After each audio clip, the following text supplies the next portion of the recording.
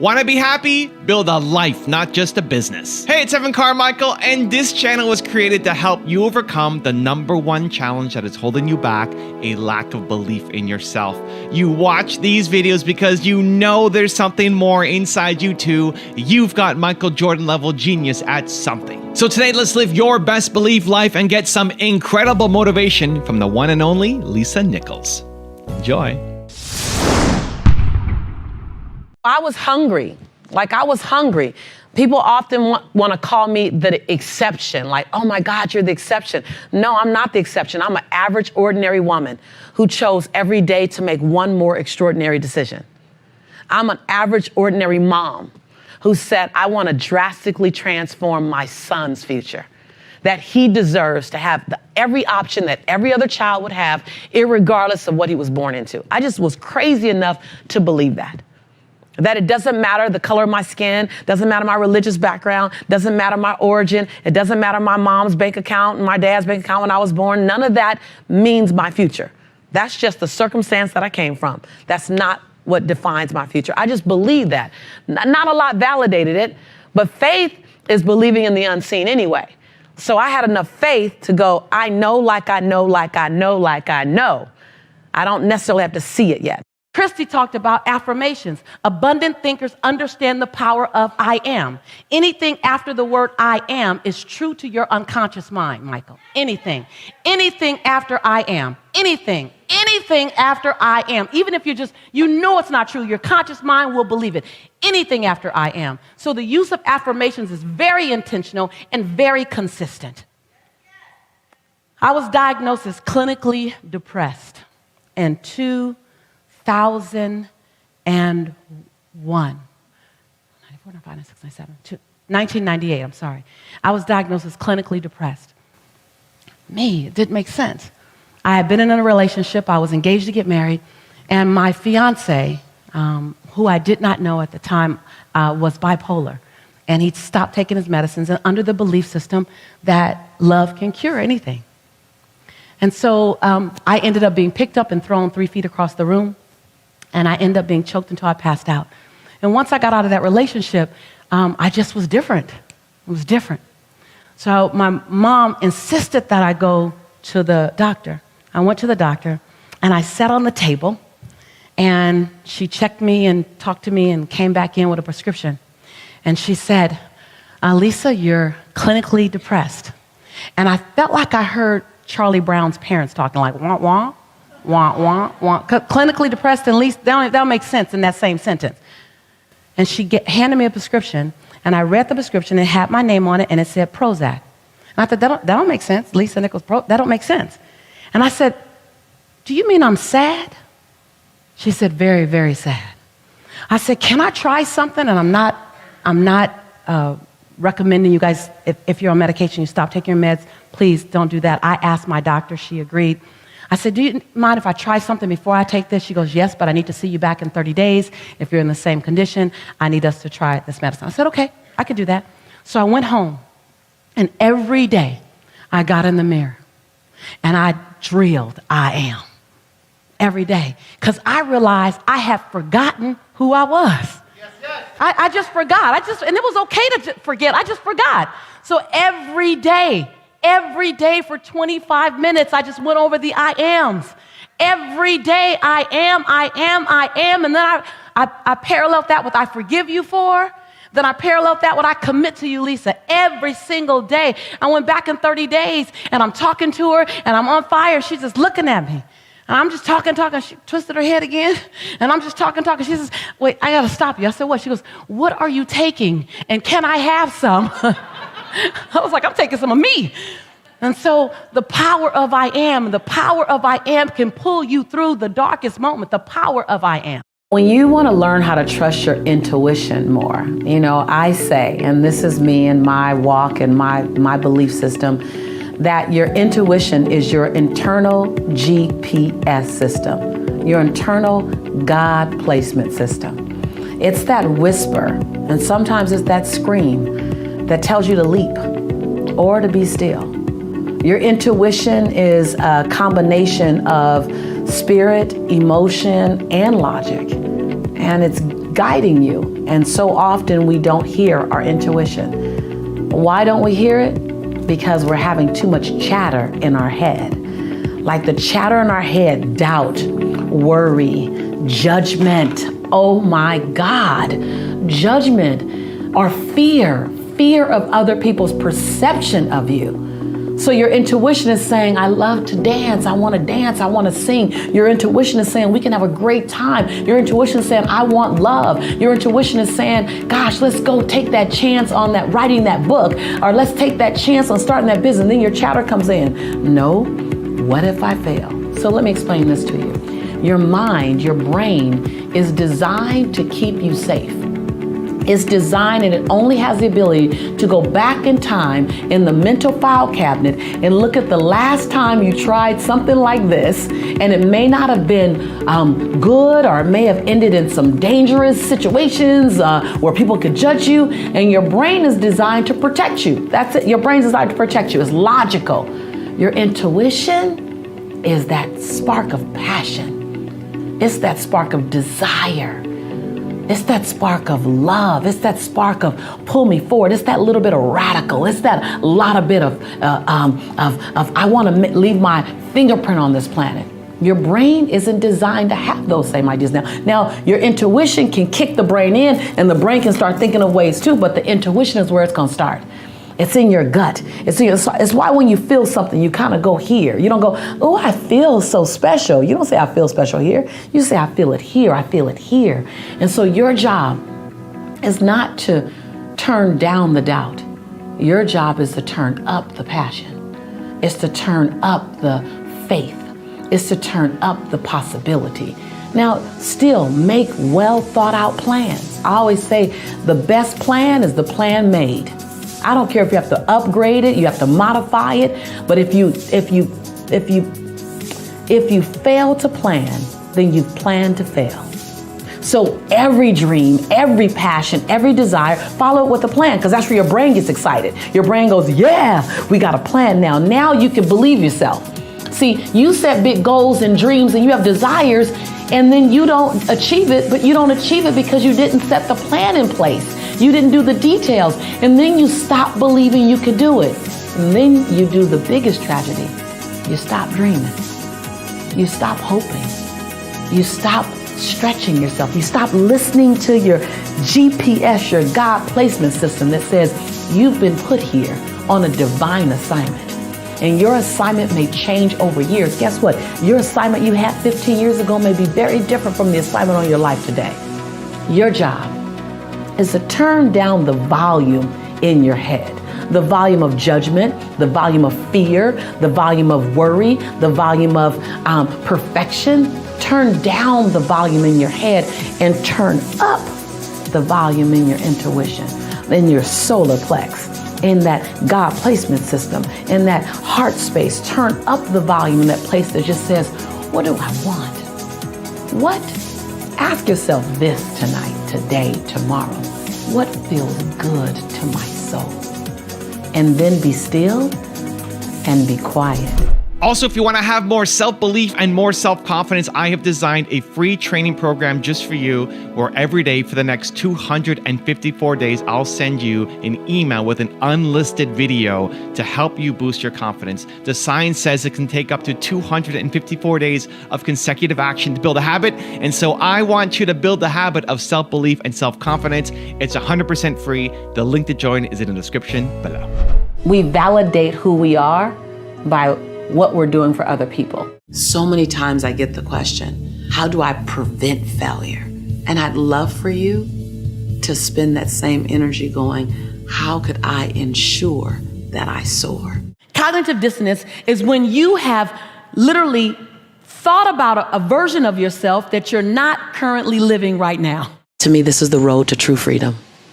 I have nothing to prove. I have nothing to protect. I have nothing to hide.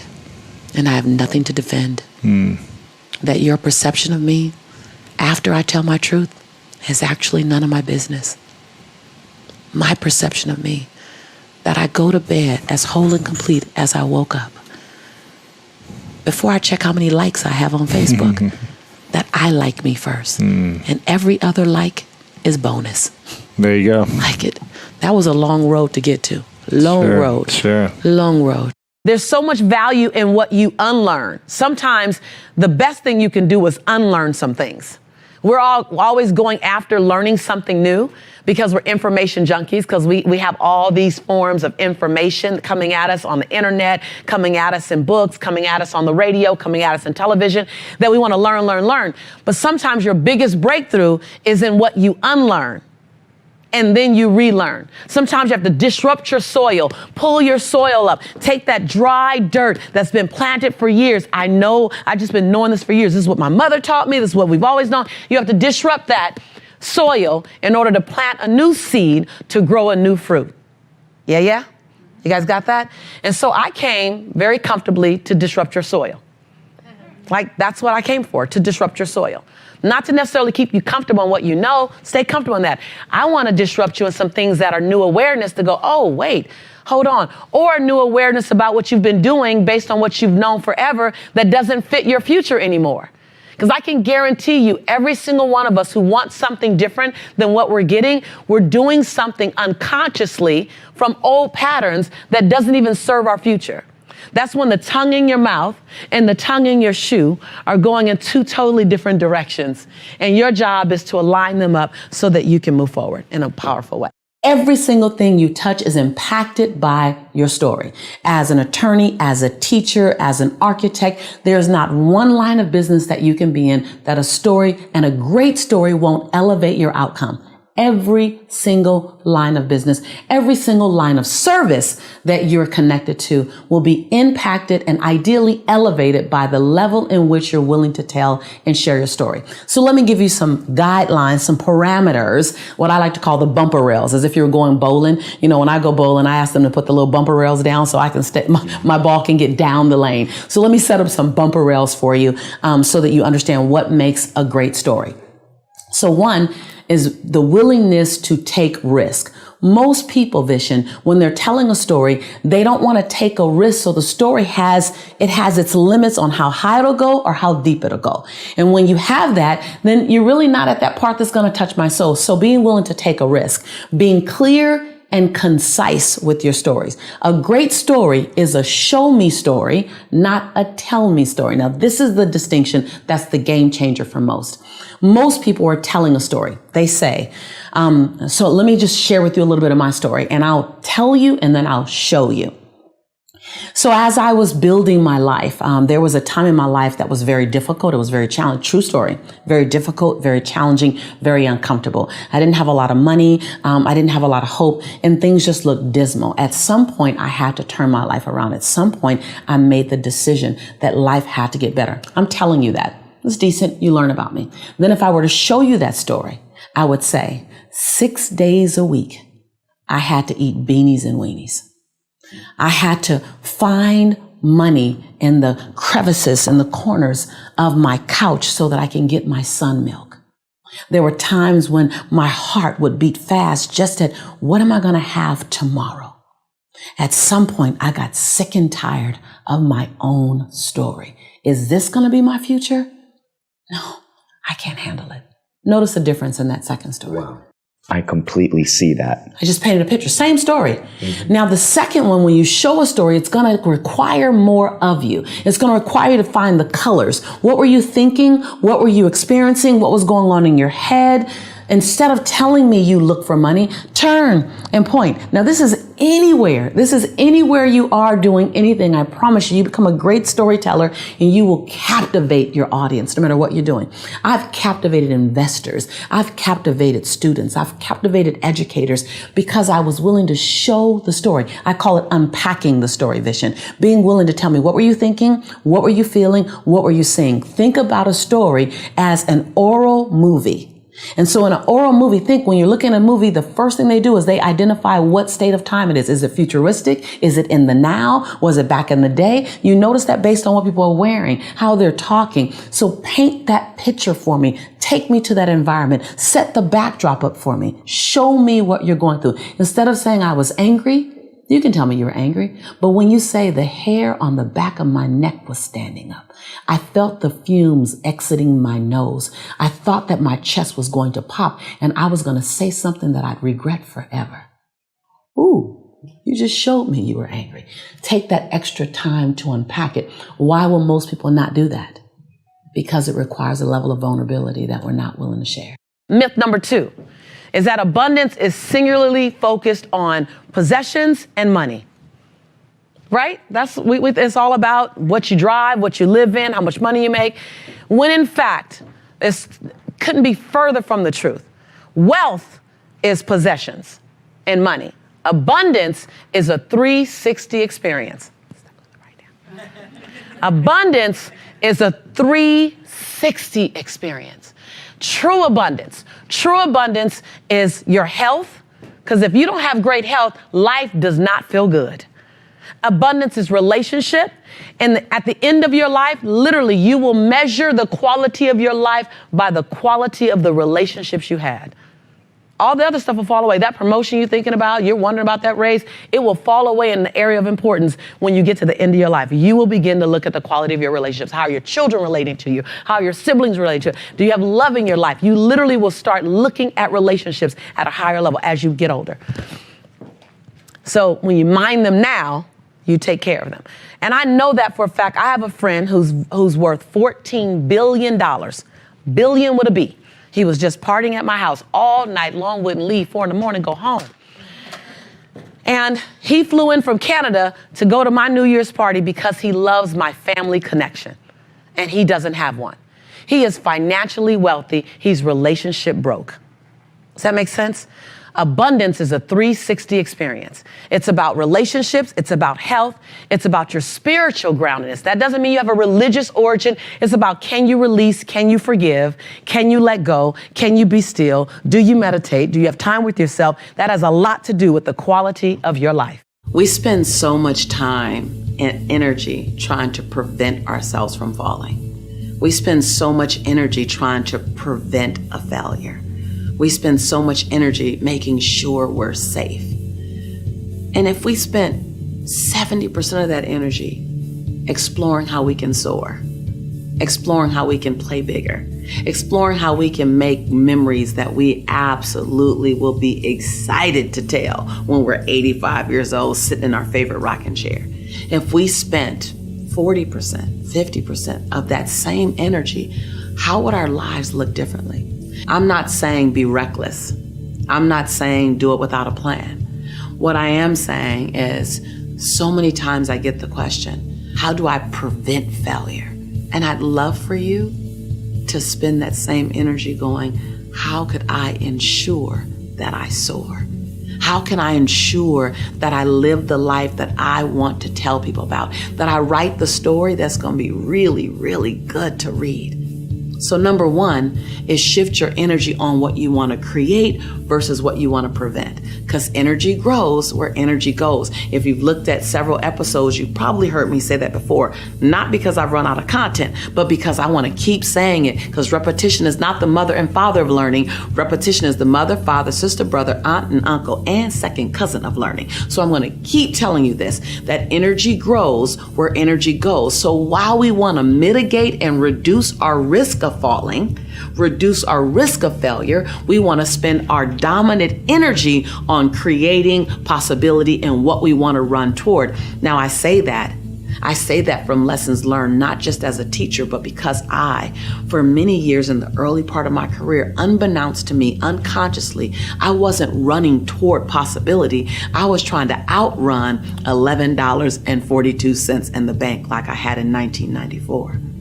And so I know that once I was able to get far enough away from that experience, I started losing motivation. I stopped running as fast. I didn't know it. I didn't know why. But it's because I knew I wasn't threatened by ever seeing $11.42 again. And then all my motivation was gone. I was nervous for about a year. I was still in motion, still, generating a lot of business, a lot of buzz, but internally, I wasn't driven the same way. Until I shifted my energy and said, what am I running toward?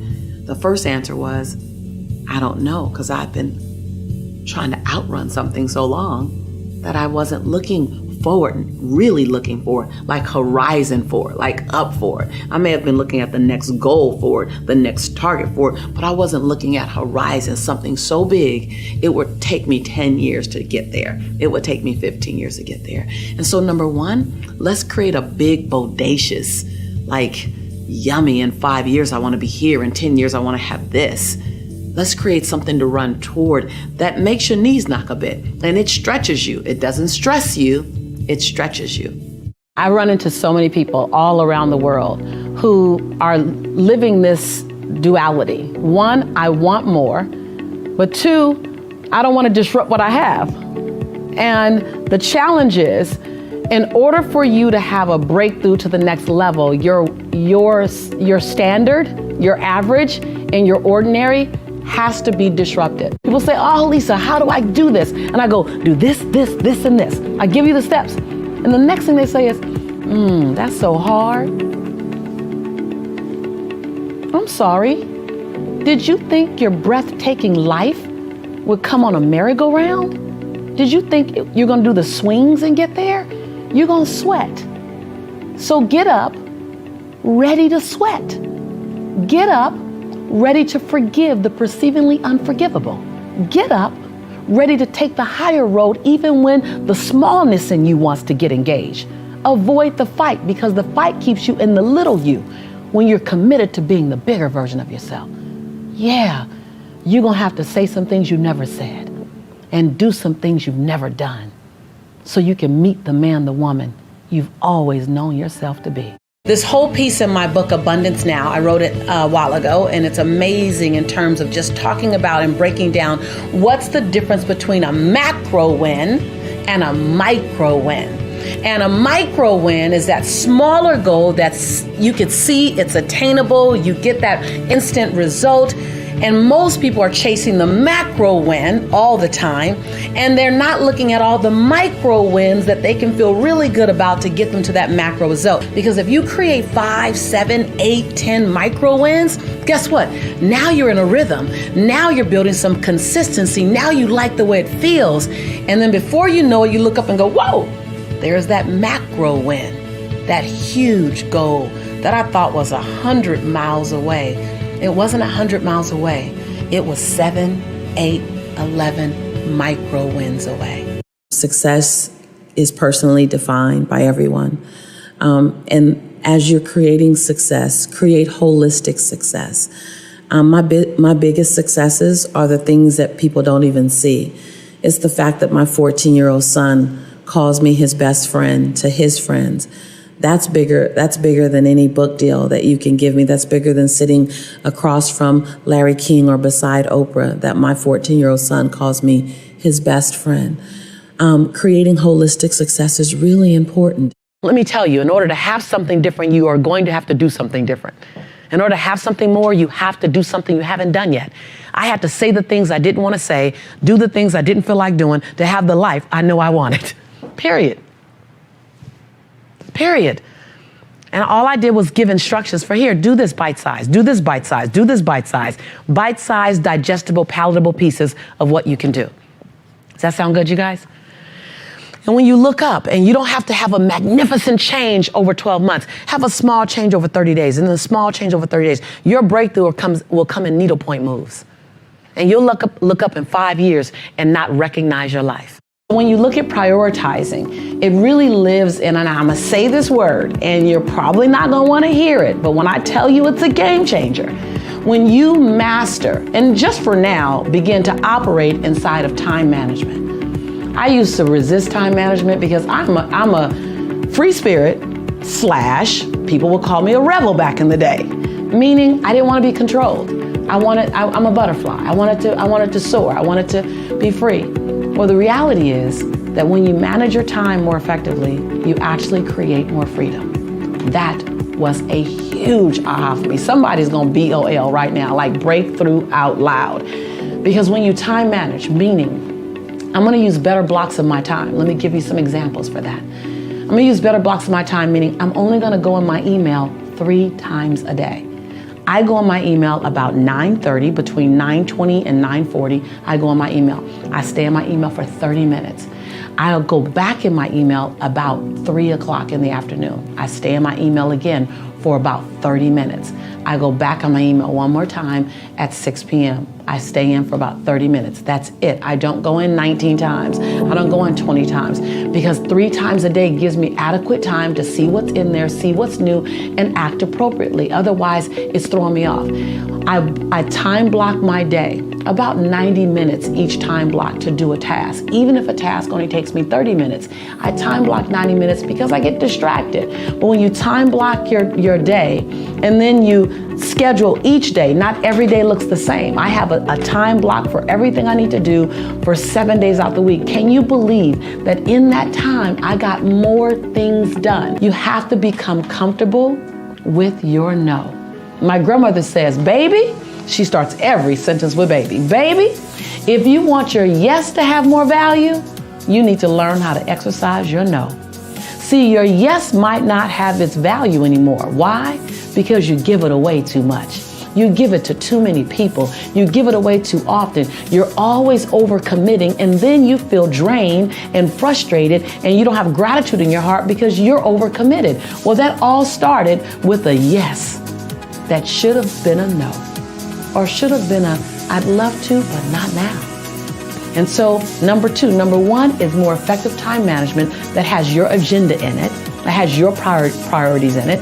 Right now, your agenda is covered with everyone else's task. I heard once, if you don't have your agenda, then you're going to work for somebody else's agenda. And so number one is your time management with your agenda. And number 2 is operating, utilizing, and being comfortable in a no. And not an attitude no, not like a stank no, like no. Not that, just a no, not now. No, I would love to, but my plate is full. I'm free in 90 days. Just don't make, no energy, just not now. Don't be surprised when everyone comes to you. You're great, you're amazing, you're brilliant. Look at you, you're on this channel, so you know you're smart. You want a better life, you want an abundant life. Of course you're here. Of course everyone wants you. And your priorities matter. So when you talk about making your dash dance, point 1, you got to be willing to do it afraid. See, you might be waiting for the fear to stop. Well, Lisa, I heard this so many times. Lisa, I'm afraid. What do? Do it anyway. Lisa, I'm afraid. I don't quite know if I should move. Move anyway. I don't know if I should leap. Leap afraid. And then gather your courage on the way down. And if you don't get it before you hit, you was going to hit anyway. I'd rather die leaping than on the edge figuring out how to get the courage to leap. Yes, yes? Yes, yes? Yes, yes. So many times we're waiting. I'm waiting.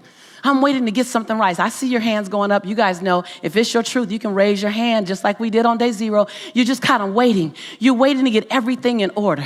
You're waiting so that everything is in you, it's together. You're waiting to not be afraid. You're waiting to have the courage. You're waiting to have all the money. You're waiting to lose weight. See, if I waited to release my unwanted pounds before I got in front of you, Lisa Nichols would be the secret. Yes, yes? I thought, how about I just leap with my imperfection and then find my form of perfecting my imperfection while I'm soaring? How about I do that? How about you not wait to get it right? You figure out, how does it look doing it wrong? How does that look? Because your 80% of right is somebody else's 159% of what they needed. Yes, yes? And when you want to do it right and you want to wait till you're not afraid and you want to wait till you have it all together, you made it about you again. See, Nelson Mandela did it. He just did it not knowing if it were right. Mahatma Gandhi just did it not knowing if it were right. Mother Teresa just did it not looking for affirmation or confirmation. Is this right? Martin Luther King did it not even knowing if it would happen before his life ended. I mean, what are you waiting on? Are you willing to do it afraid? Are you willing to do it knowing that you got so much work to do to get it better, to get it more perfect? But are you willing to do it inside your imperfection? Do you realize that in your imperfection, you're perfect for the job? Visualization is a gift to your heart and your soul. It's a gift. Because if the idea is the seed, visualization is the fertilizer. Mm-hmm. It's the fertilizer, because when your thoughts are connected with an emotion, see, you would visualize yourself winning and you would feel all the emotion that came with that. And all you're doing now is you're not chasing a foreign emotion. You know the feeling. And now you're just doing what's necessary to get back to that feeling in real time. Exactly. And so what a good friend of mine, Vishen, the CEO of Mind Valley, who you know, I did a visualization with him. We were in Bali, and he said to me afterwards, "I never get emotional." I cried. He doesn't get emotional. Right. He's like right. super, yeah. Well, he was like, I cried. I got emotional. He goes, I figured it out. It's visualization. A good visualization brings in emotion. He was like, that's how you do it. And so I love doing visualizations because, and it's real important in the visualization, you can't see it over there. You have to see it right here. To feel it. You got to feel it right here. Like I am. It's all I am. I am. I am in my dream home. I am in my dream relationship. And then unpack what that looks like. But most importantly, unpack what it feels like. And when you have that emotion in this moment, all of a sudden you stir up something that I don't think will ever go back to sleep. It'll go, okay, let's go get that. And what it really does is it sets up a state of cognitive dissonance. And cognitive dissonance is when you see something in your mind and you see yourself in a way that your behaviors are not currently leading to. And so your mind becomes disrupted and it goes, okay, can we get there? Right, because I'm not there right now. I'm not there right now, and that's not comfortable. Your mind wants to literally be congruent. What it thinks is what you're doing. What it thinks is what you're doing. And so when you set up a constant, and abundant thinkers like you and I, we do it unconsciously. We're constantly keeping ourselves in a state of cognitive dissonance, meaning, okay, what else? And I'm seeing Lisa over there and I'm going, okay, let me go. While being grateful for my now. Yeah. It's not in that I'm going to be whole and complete when I get over there. I'm whole and complete now. I just know I'm supposed to be over there. So let me do what's necessary to get over there. And let me evict any behaviors or characteristics that are stopping me, and let me adopt any new ones that I need. When you ask the question, or when you look at the question, how do I create a life of prosperity when I haven't known it, when my family hasn't known it, when it's not what it's not what I was born into? You know, there are many people who were born into prosperity. I wasn't one, and you may or may not be one. But how you transform a life or create a life of prosperity is, number one, you identify what does prosperity look like to you. Define prosperity by your own terms, and don't make it a global, universal answer. You want to define prosperity in each area of your life. What does health prosperity look like for you? For me, health prosperity wasn't necessarily weighing 120 pounds. I don't know when I weighed. I think I was 10 years old when I weighed 110 pounds. I don't ever recall weighing 110 pounds as an adult. So I don't pursue a particular weight on the scale. For me, health prosperity is I want my body to be able to keep up with my life purpose. I want my body to be able to live out the things that I want to do, such as skiing and surfing and bungee jumping and whatever other crazy things I want to do. So that's health prosperity to me. What does relationship prosperity look like to you? What does family relationship prosperity look like? What does friendship relationship prosperity look like?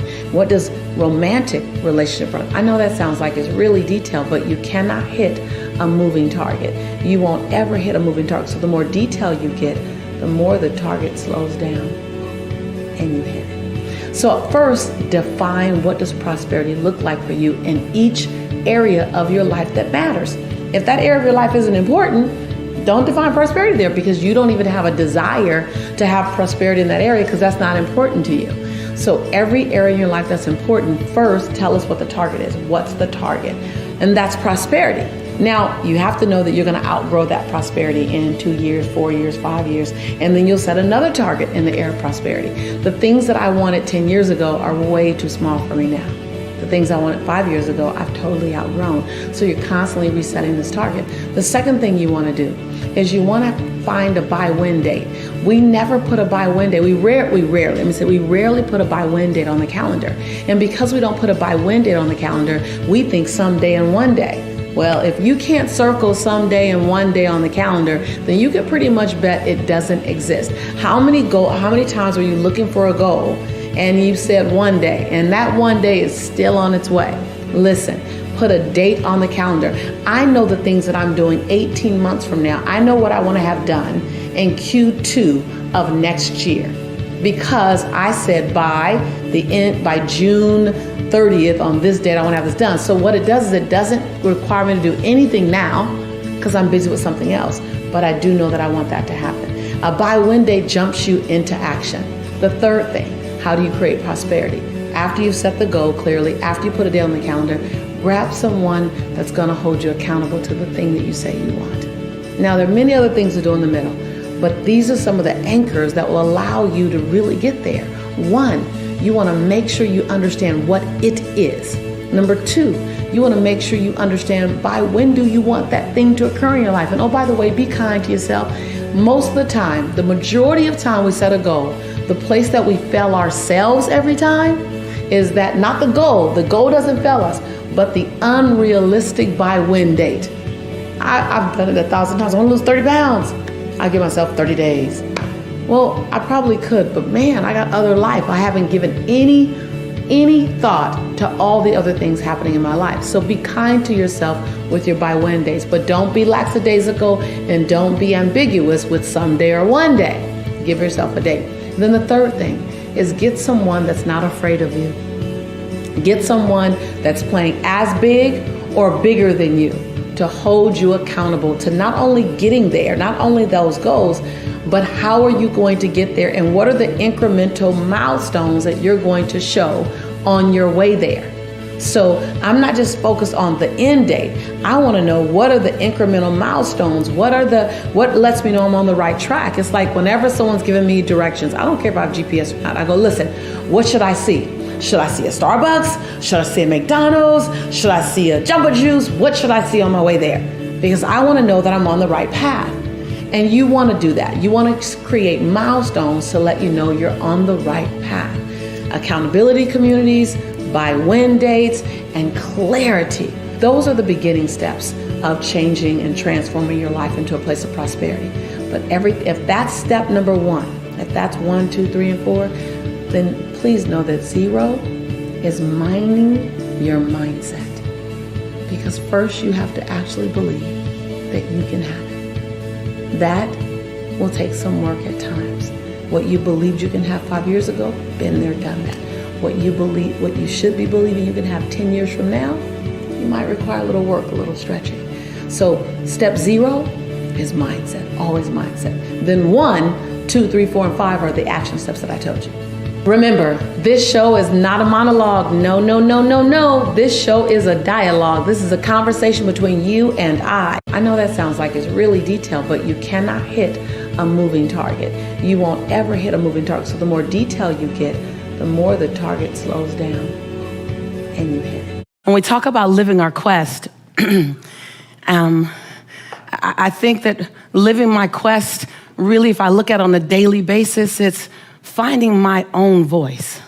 It's finding your voice. It's finding the song that only you can sing, off key or not. It's finding your rhythm. It's discovering what it feels like to walk in your shoes today. It won't look like it looked 10 years ago. Living your quest is what can I do with my life so that my life becomes infectious to someone else. Living my quest looks like how do I make my fingerprint matter so big that it lives beyond my transition day. Living your quest is how can I forgive the perceivingly unforgivable so I can love the absolute lovable. Living your quest is how do I give myself 1,000 second chances, and every time I get to 999, press reset. Yeah. Living my quest is not some ambiguous, untouchable experience. Living my quest means going back and healing the little girl in me so that the woman can be free. It's going back and embracing the little boy in you so that the man can show up and give himself permission to cry when necessary.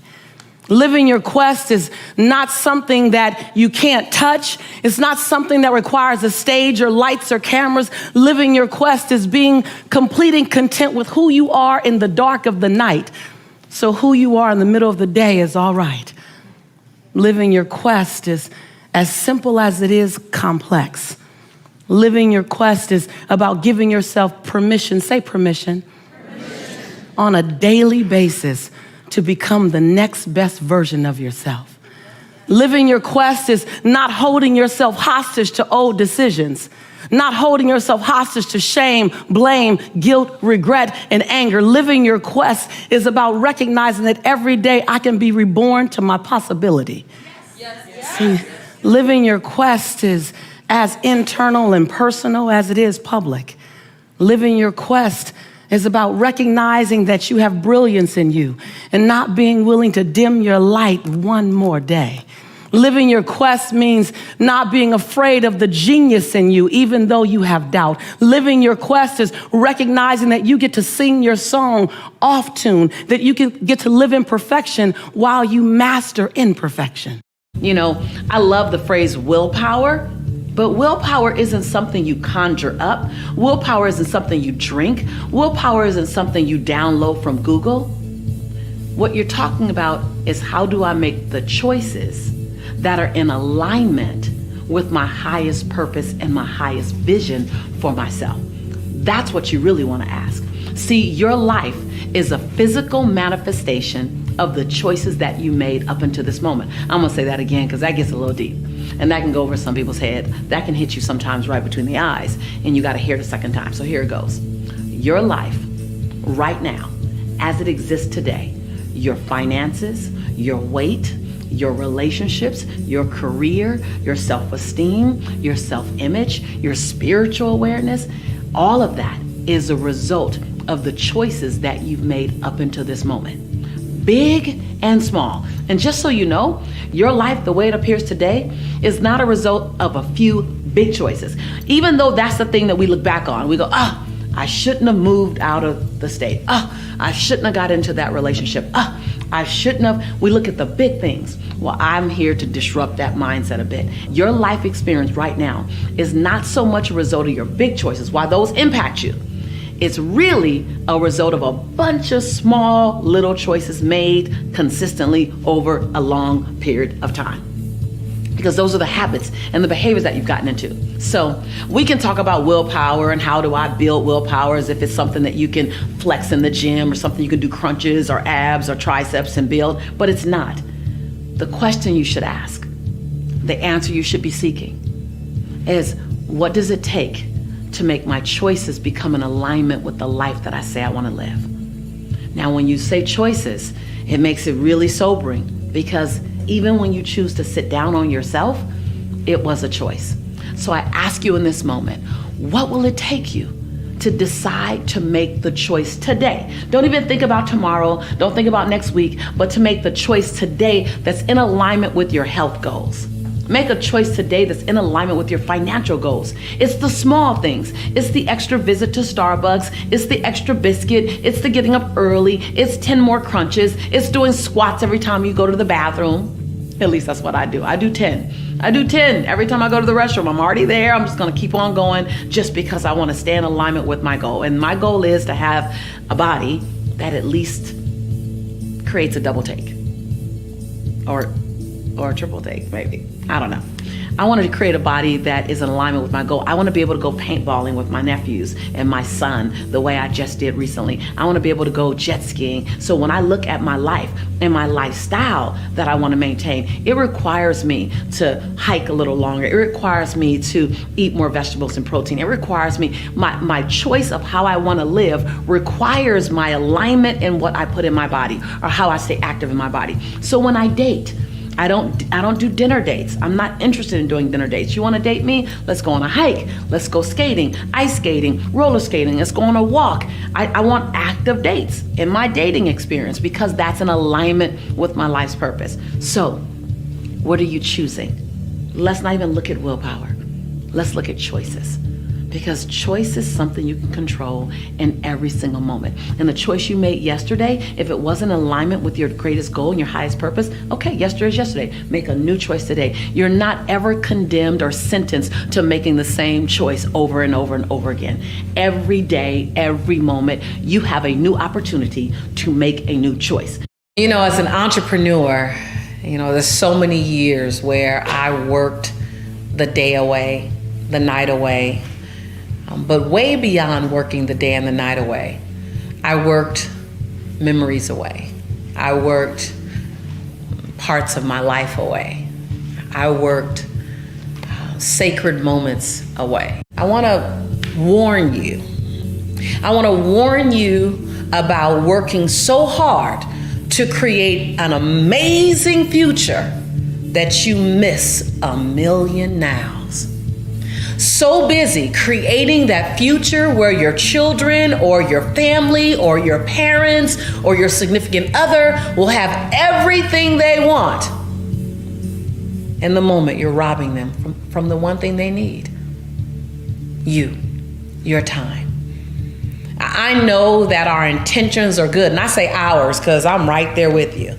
I would grind every day in my walk-in closet. I transformed my walk-in closet into my office. I would walk my son to school, come back, put my head down, my elbows up, and I would come up for air just enough to walk to school, pick him up, bring him back, fix him a fast lunch. I go back down, and then I come back up at dinner time, and then I go back down. And I did it for year after year after year after year. And I looked up and I forgot the things I like. I forgot the excursions that I want to go on. I forgot my favorite food, because my favorite food was whatever was fastest and quickest and can get me back to work. I thought that the sacrifice was okay, that it's okay to sacrifice at this level. And while there is a necessary sacrifice, there is a necessary level of inconvenience, there also is a required and, by all means, a desired amount of memories that you want to make sure you make now. I wrote my book, Abundance Now, and I remember having conversations with the publishers and others about the now, because whether it was Abundant Life or Abundance and Prosperity or Abundance Beyond the Secret, another title, it was important for me to write Abundance Now, because there's nothing more valuable than your now. So yes, I'm going to encourage you to work hard. I'm going to encourage you to grind. But I'm going to remind you that when you're sitting in your rocking chair and there's nothing else for you to do, you have played full out. You've made all the money you're going to make. You've bought all the properties you're going to buy. You've done all the business you can do, and you've attended all the meetings there are to attend. And all that's left to do now is to sit inside your memories. You're going to want to have a lot of really great memories. We wear labels. There's a label that's, to me, there's several labels. I'm an African-American woman. I'm a single mom. I'm a CEO. I'm a daughter. There's so many labels to me, but I don't live under the label. I allow the label to exist, but it doesn't define me. And so I invite you, if you're a woman, there's so many men watching my channel. I love you. I want you to always come. You're always welcome. This is your home. But to my sisters, I invite you, don't feel like life is harder for you because you're a woman. Don't feel like you have to work harder because you're a woman. Work hard. Just work hard. I never looked at, am I working harder as a woman? Am I working harder as a Black person? Now, are there inequities? Absolutely. I am not blind to that. But like I said in the previous episode, energy grows where energy goes. Am I going to give the inequities energy, or am I going to give the possibility energy? And I'm not saying that everything's hunky-dory and all things are right. No, there's some wrongs that really need to be corrected. But here's what I won't do. I won't wear a label and walk in a room living under that label, wondering how you're going to treat me because of that label. People used to ask, Lisa, how did you get on the main stage with people like Tony Robbins and Jack Canfield and people like, they rattle off all these older white men or very successful white speakers in the industry. And they say, how'd you get on stage with them as a black woman? Or how'd you get on stage with them as a woman? And I go, I didn't get on stage with them as a woman. I got on stage with them as a badass speaker. I got on stage with them as someone who can bring value to the audience. I got on stage with them because I'm a change agent. So can you live through the results that you produce in the world? Can you allow that to define you? Like, this is the bag that you were given. A woman, a man, black, white, Indian, Asian, the religion you were born into, the economic status you grew up under. All of those things are boxes that someone else said, let's drop you in it. And then you had to choose if you're gonna stay in it. I am too big to be defined by a box, any label of any size. Why don't you join that? So don't be successful as a woman, be successful. Don't be successful as a man, be successful. Don't be loving and giving as a black person or white person or Asian person. Be loving and giving. Just be. And then become contagious for someone else to want to be that way because they crossed your path. You are only going to go as far as you think you're worthy. I can push, you can have the greatest product, but if you don't feel worthy, you will work hard to sabotage that relationship. You don't know you're doing it. Right. You don't know you're doing it. You just think these are the things I need, and you're driving that guy away. You're driving that woman away because your self-worth says they weren't going to stay forever anyway. Or self-worth around money. You have a cap that you feel like you're worthy of $1 million. You will always get to 999,000 and you will stop because your self-worth says it. What's a good exercise or process that we can follow on a daily basis, maybe something simple, to enhance our enrichment and worthiness? Absolutely. I did this for 6 months, every single day right after I brushed my teeth. And it's the I see you exercise. And you get in the mirror now. It's not necessarily simple because you're dealing with yourself. Of course. And as complicated as you are, will be the degree the mechanics of it are simple. The mechanics are very simple. Yes, I appreciate that distinction. You get in the mirror and you complete 3 different sentences. You want to write this down. The first sentence, you look at yourself and you say your name. So you say Lewis, and you complete this as I'm proud that you. And find 7 different things every day to celebrate yourself for. 7 different. Each day you can do the same thing you did the day before, but each day do 7 different things to be proud of. The second sentence is going to knock you down a little bit. It's going to come from your gut. Lewis, I forgive you for. And cut the shackles to blame, shame, guilt, regret, and anger. In that sentence, you cut those 5 shackles. Not the first day, maybe not the 3rd day, but by the 21st day, by the 13th day, you'll feel some relief. So, Lewis, I forgive you for. And go back 5 years, 15 years, 20 years. Do that. Forgive you for that thing don't nobody know about but you. Go ahead and cut those shackles. Because if you can still think about it, it's still in your energy space. Yeah. And then the 3rd sentence is, Lewis, I commit to you that. Before you make a commitment to anybody else throughout your day, you make 7 commitments to you. So the first sentence is, I'm proud that you're celebrating yourself first. We are under-celebrated as a society. We look for acknowledgement. They interviewed 100 executives that all made over $250,000 and said, would you like a 5% raise next year, or would you rather be told thank you more often? 100% said, keep your money. I'd rather hear thank you. So we're under-celebrated. But first, celebrate you. Yeah. Be the example. When I was on Oprah, when she said, what do you do? I said, I recognize that I'm the example of how the rest of the world is supposed to treat me. And it's my job to give the world the best example of how I like to be treated. Right. So celebrate yourself, forgive yourself, cut the shackles, and then commit to yourself before you commit to anyone else. That right there, powerful. That right there will begin to fill your cup up to get to your saucer. I love that. Our desire to say yes to everyone really is less about them and more about our need to be approved, our need to be perceived loving, kind, and generous. Now, I know that might be hard to hear, but when you don't have the ability to say no, it really isn't about the people that you're saying no to. It's about you not wanting to draw a healthy boundary, not wanting to turn someone away, not wanting to risk the fact that you might not make someone happy with you in the moment. Go underneath that and say, why am I having that challenge? The answer to that is the core of why you don't want to say no. Because I want to be liked and loved all the time. Because I don't want to experience rejection. Because I want people to see me as a giving, loving person. Because. Now, none of those are wrong. But can you already know that about yourself? And if you know you're loving, if you know you're kind, if you know you're giving, if you know that you're generous, then you can say healthy yeses when you need to say yes. And you can say a healthy no when you need to say no. My grandmother says, if you want your yes to have the most value possible, then sweetie, you need to learn how to exercise your no. Because if you keep telling everyone yes, you actually diminish the value of your yes. Because I'm not grateful that you said yes. As a matter of fact, I expected you to say yes. Why? Because you always say yes. You know, the whole fake it till you make it. Well, I don't want to fake it forever. I have no interest in faking it forever.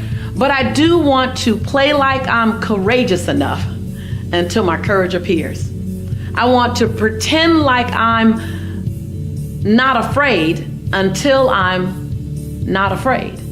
I want to fake like I know how to do this business. I know how to surrender to this love, and while pursuing the ability to know how to do this business.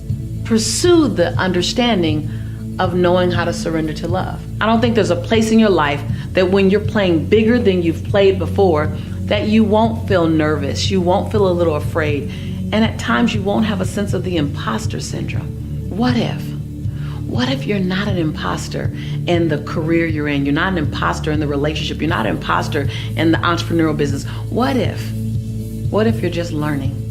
What if you visualize the 7-foot tall you and the 5'8", 6'1", 6'2", 5'2" version of you is still tippy-toeing to grow to that individual? You are not a victim to anything. There is not something that's been bestowed upon your family that generationally has to occur over and over and over again. There are habits, there are awareness, and there are actions. And when you change your habits, expand your awareness, and elevate your action, you can change a curse into a blessing. I get asked the question a lot, how do I jumpstart again when I've been complacent? You know, I found that I had to ask myself this question as well. For so many years, I was working hard to feed Jelani. I was working hard to give him an equal chance. I had this goal that by the time he was 18, I would have transformed our lives. And I ran hard for it, and I worked hard for it. And by the time he was 18, our lives were completely transformed and barely recognizable. And I found that I had slowed down a bit, still running, but running at about 70%. And the challenge that you have to watch out for is that your 70% could be someone else's 115%, because you are such a game changer. So you can impress a lot of people never playing full out. And you can look up and a year has passed, 3 years has passed, 5 years have passed, and you haven't played full out for a while because you've already achieved a lot by some people's standards. But there's still so much more that you can do. I want to coach you in this way. Dream a dream or set a goal that's big enough to make you get nervous. Oftentimes, if you're not setting a goal that's beyond 3 years out in front of you, there's not enough to run for. So I want you to look at your goals. Can you achieve them in a year, 2 years? I want you to set a goal for 3 years, set a goal for 5 years, and set a goal for 10 years. Yes, I said 10 years. When I did this phenomenal program called Lifebook, they had me set 10-year goals, and I was so uncomfortable. I sat there silent for a moment. I hadn't thought 10 years out about my life. But if you go out far enough, 10, 5, 3, then all of a sudden you're playing for something so much bigger. And then set a goal that makes your knees knock and your teeth chatter a bit. If you know how to get to your goal, you're not dreaming big enough. Now, the goal also has to be realistic. So it has to be realistic, something you can do. If you're currently making $80,000, then your goal in 3 years isn't to make $500,000 unless you have a path that's viable to get you there. That's real. The thing that's really important to remember about a goal is that if you set lofty goals that you will never hit because they're not realistic in the first place, you have to set realistic goals. Doesn't mean you're not capable, doesn't mean that you don't believe in yourself, but realistic goals. If you set a bunch of unrealistic goals and you don't hit them, every time you don't hit a goal, you lose just a little bit of hope in yourself, a little bit of faith in yourself. And then what happens is you look up 5 years, 10 years from now, and you're not dreaming anymore. You're not setting goals anymore. You're afraid to tell anyone. So set a goal that makes your knees knock and your teeth chatter a bit. Set a goal that's 3 years out in front of you. Set one that's 5 years and set one that's 10 years. As a matter of fact, set several in all those timelines. And then hook your caboose to the train of other people who are running as fast as you are. Surround yourself in a community that inspires you to want to stand on your tippy toes. They inspire you because they're doing so much. Now, they believe in values, they believe in faith, they believe in family, but they also believe in running hard, playing hard, and living big. Because if you're the biggest fish in your community, then that's okay. You just need to get a second community to play inside of as well. And so if you find yourself going, hold on, I've become complacent, walk out 15 years and go, do I want to look back in 15 years and this was the best that I did? The answer probably is no. So the first thing I said was, I'm done with this level of misery. So I didn't run toward anything first. The first thing I did was try to get as far away from chaos and scarcity and lack and procrastination and procrastinating people and making excuses, making being a single mom an excuse, or being black an excuse, or being born in LA an excuse. Not to say those things don't impede or have an impact on our ability to move forward, but I didn't want to make any one of them my crutch as to why I stayed in my hellhole. I don't know about anyone else, but my place, I didn't know where I was going, but I knew where I was leaving. Again, you say your name first. Lisa, I commit to you that. And you make 7 different commitments to yourself. That before you go out of your door and you commit to other people, because you know, we're more apt to honor our commitment to other people than we are to honor our commitment to ourselves. We break our commitments to ourselves all the time, and yet when I give you my word, oh man, you can bet your last dime on that word and you will end up with 20 cents. But what happens when you begin to commit to yourself? You'll see that making commitments to you not only feel as good as making commitments to other people, but they feel better. Because when you show up for you, you serve everybody else from your overflow. One of the big things that I've learned is that the more I owned my own authority, the more I can honor other people's awareness, honor where they are. The more I stood in my own grace and compassion, the more I can honor the grace and compassion of others. The more I owned my no, the more grateful I was for other people's yeses. So it's just one of these things where the more you work on you, the more you turn the mirror to you versus pointing at everyone else, the more you turn the mirror to you and work on you, man, the dynamics between you and everyone else just gets richer. I became a more compassionate, more giving, more loving friend when I became more compassionate, giving, and loving to Lisa. And so when I say to you, I didn't choose the possibility first. I just stopped choosing the chaos. See, there's a couple of there's several choices you have to make, because you know your answer isn't going to come with the ceiling opening and lights beaming in and a choir showing up and like, no, that doesn't happen like that. You know, if the first thing is I was sick of smelling my own crap, I was sick of hearing my own story. I was sick of wondering about my own potential. So I realized that everything I had done had gotten me where I was. And everything I didn't know was going to get me somewhere else. You're going to play big. Say big. Big. You're going to play huge. Say huge. Huge. You're going to play ginormous. Say ginormous. Ginormous. But first, take baby steps. You're going to eat the elephant, but take one small bite first. Chew it good. Right? We want so much so fast. My grandmother says, baby. She starts every sentence with baby. I'm sure it's because she cannot remember all of our names. She said, baby, the best things you'll ever have from grandma will never come from the microwave. They always come from the oven. And I was like, I think somehow she's trying to give me a lesson here. And I realized that the best things that you're going to create are going to take time. Build it on cement, not sinking sand. You're going to get tons and tons and tons of tools here.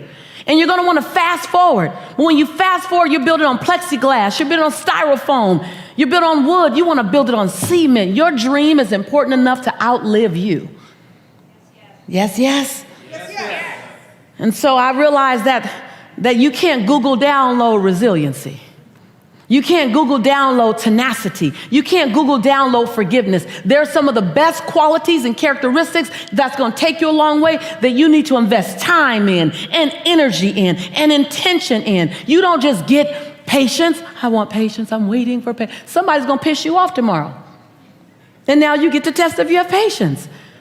I realized that as I wanted to develop me, I had to be willing to climb, and I wanted to get to the top, and there's no elevator to the top. I got to do my squats. I got to work on my quads and my hamstrings and my calves because I got to climb to the top. We got to climb.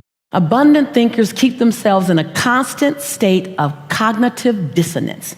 Write that down. Abundant thinkers keep themselves in a constant state of cognitive dissonance. You're creative, spell it any way you want. Now, what is cognitive dissonance? Cognitive dissonance is when you have literally thought about a version of yourself that you're not currently living right now. Meaning the thought that you have of yourself, your behaviors are not congruent with. So your mind becomes disrupted. Your mind says, wait a minute, you're seeing me here, but my behaviors aren't here. And when you keep yourself in a constant state, your mind begins to influence your behaviors to be congruent with your thought. Ooh. Next level. Cognitive dissonance. Abundant thinkers. That's why he went out to the ocean. That's why he's up on stage, because constantly seeing himself further than what his behaviors want to really do. And then when he does it, now I got that down. Constantly. Now it's being grateful for your now. Yes, yes? Yes, yes. Being grateful for your now, but clearly seeing where you're going and not resting until you get there. If you have a lot of ideas, a lot of things that you want to do, write them out. And I make columns for each one. So I don't put them all together because they're each on almost like on separate islands, which is why you feel so fragmented or overwhelmed or whatever that might be. So I make columns, and then I just put the idea at the top of the column. And I just write out everything that I have in my head about the idea until I feel like, whew, okay, I got that out. Once I have them out, then I attach a timeline to when I'm going to start it and ideally complete it. Now, let's be clear. The timeline of when you're going to start it and complete it are going to move. So don't get stressed out about the timeline. You made it up. I'm going to say that again. When you create a timeline, you made it up, which means you get to modify what you made up at any given time. But I give myself a start and a completion date. Now, here's the key thing. There are things that I give a start date to that I'm not even going to start for 2 years, for 18 months. Matter of fact, I'll do, let's say I'm in the second quarter of this year. I'll put in one of those columns, my start date is the second quarter of next year. So I know I'm going to get to it. It's called, what am I doing now? And what am I not doing now? But I'm doing it. I'm just not doing it now. Oh, man, can I tell you, don't sleep on that little nugget right there. I learned that from my coach, Susie Carter, that there's your doing now, and then there's your doing, but not now. So it's on the calendar. Everything that you're doing should be on the calendar. There's the doing now. It has a place on the calendar that you're actively in. And then there's a doing not now because it's on the calendar. So I have some great projects I'm excited about. I don't start them for another 10 months. And then I put all my other projects from these columns inside of these current 10 months.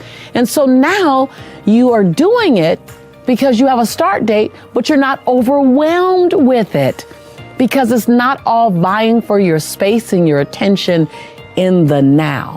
How can you stay humble, as you amass more success? How can you stay humble while owning your brilliance? I believe that there's two very separate intentions running here. Number one, own your brilliance. Don't question it. You don't have to grandize it. You don't have to highlight it. You don't have to have your brilliance and your talent spew over onto other people and minimize their greatness.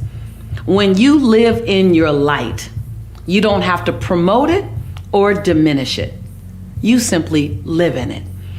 I notice a lot of times when people are successful, they have a tendency to want to remind you that they are successful. They remind you in the way they speak to you. They remind you in the fact that they're always coaching you. They remind you in however the status thing that they do. To me, that's not owning your brilliance or your success. That's trying to prove it. That's trying to remind you of it. And a lot of times people want to remind you or prove to you something when they're still wondering if it's true. So number one, own your light unapologetically. Don't try to dim your light, nor should you try to turn it up. Just let it be. Rise the tide from who you're being. Rise the tide from your service. When I say, nor should you try to turn it up, that's not saying don't tap into the greatest version of you.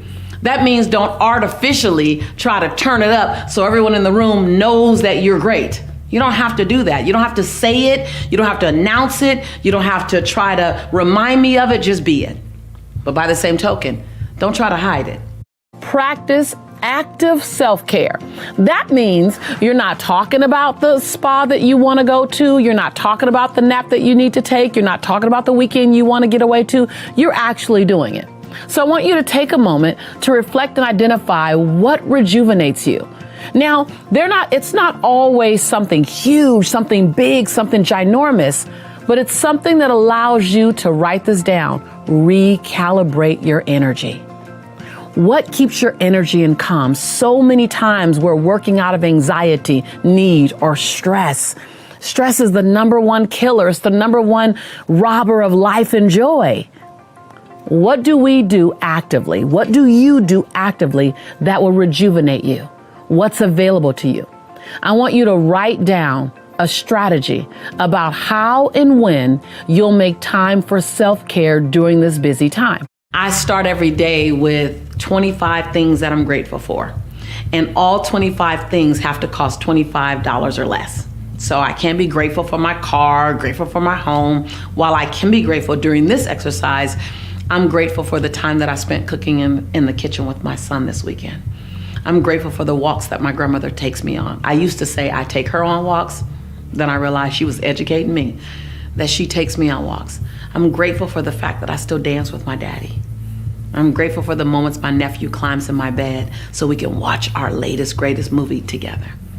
I'm grateful for Mustard Man and Garlic Girl in the kitchen cooking. That's my son and I. Every single thing that I find gratitude for is something that helps to make me who I am. And I gotta tell you, something happens when you live, park, and stay cemented in gratitude. I call that if your dream is the seed, then gratitude is the fertilizer. And so gratitude, constant gratitude, recognizing that you are a servant leader with a servant's heart. And when you say the word servant and ego just don't go together. Servant is to serve, but not a servant from a peasant mindset, but a servant from the place where you say, I choose to leave from behind. I choose to use my greatness and my light to elevate you. I choose to own my light, but hand it over to anyone who might need it in the moment. Oh, if you stay rooted in that, it's a daily thing. So I recommend that you find a daily regimen that keeps you steeped in gratitude, a daily regimen that has you own your greatness. Whether it's the reminder of the things I've just said, write the mantras out, post them on your mirror, and recite them each day. I live by mantras. I live by affirmations. I designed and began to own who I was as a woman because I kept reminding myself daily who I could become. And then one day I went to remind myself and it stuck. I didn't need the reminder. And so I started reminding myself of something else. And I kept doing that daily. And then one day I went to remind myself and it stuck. And so remind yourself of the woman, the man you're becoming. Write it down, write the mantra down. I am a servant leader, grateful for service. I own my brilliance unapologetically. I walk in a room and light it up with a natural glow. I share my light with others with grace and ease. You can choose any of these mantras. You can have them all. So many times people look at the habits that they have, such as procrastination, and ask, why do I procrastinate? Well, I pose that question back to you. Ask yourself, what's the benefit? Because there's a benefit that you're getting out of it. So whether you believe that last minute throws you inside of an energy source, because that's what I used to think. I used to think, oh, last minute, I'm more creative. Well, the truth is you're not more creative last minute. The truth is that when you wait till the last minute, you're increasing your stress level, you're bringing down your joy, you're eliminating peace of mind. When you understand the cost, procrastination is a word, and the challenge is that procrastination is so universally accepted. It's like fear and stress. Like, I'm so stressed out, and it's become such our norm that it's okay.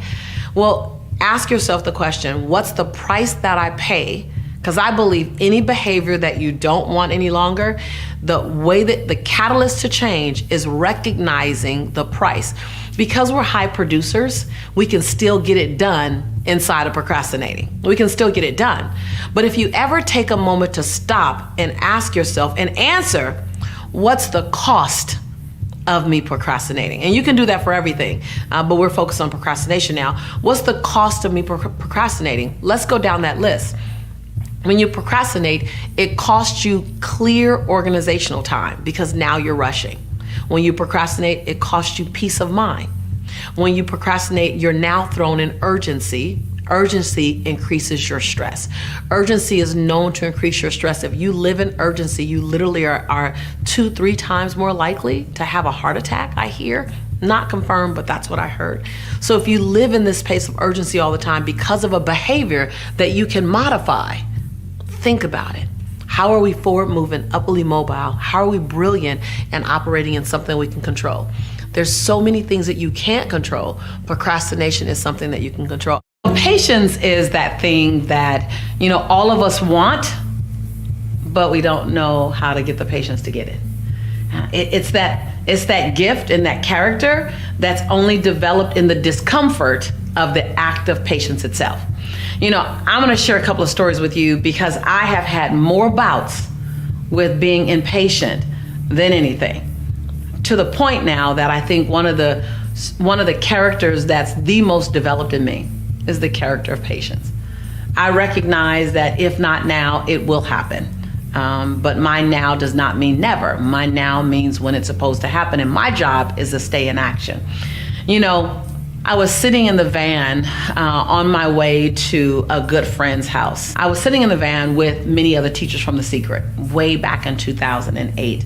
And many things were happening and a lot of success was going on, but I was still struggling. So on the outside, I had notoriety. I was in The Secret. We had been on Oprah and so many things were happening. But on the inside, personally, I was still trying to figure out how to pay my car note. I was still trying to figure out how to, take care of my son while I'm on the road. I still had all these challenges that really did not make me feel like I was successful. And I felt like I couldn't work another hour of the day.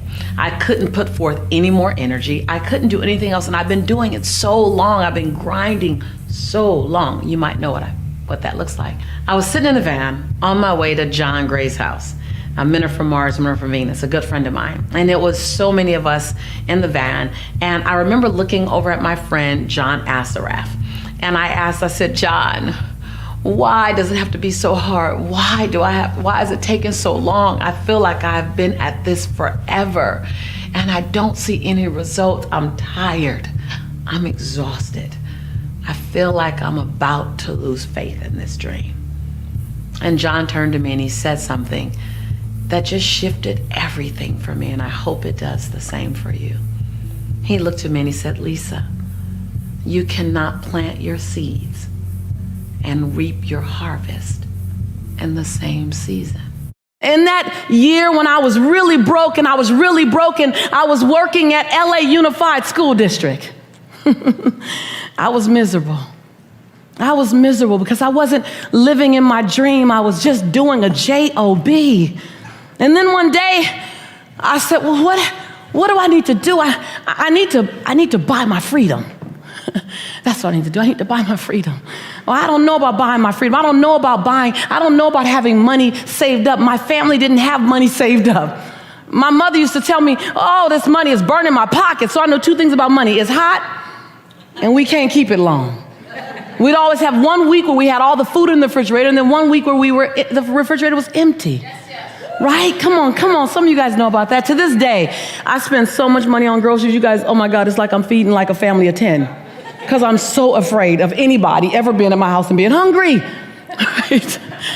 And so I wrote a check to myself. Jelani was 3.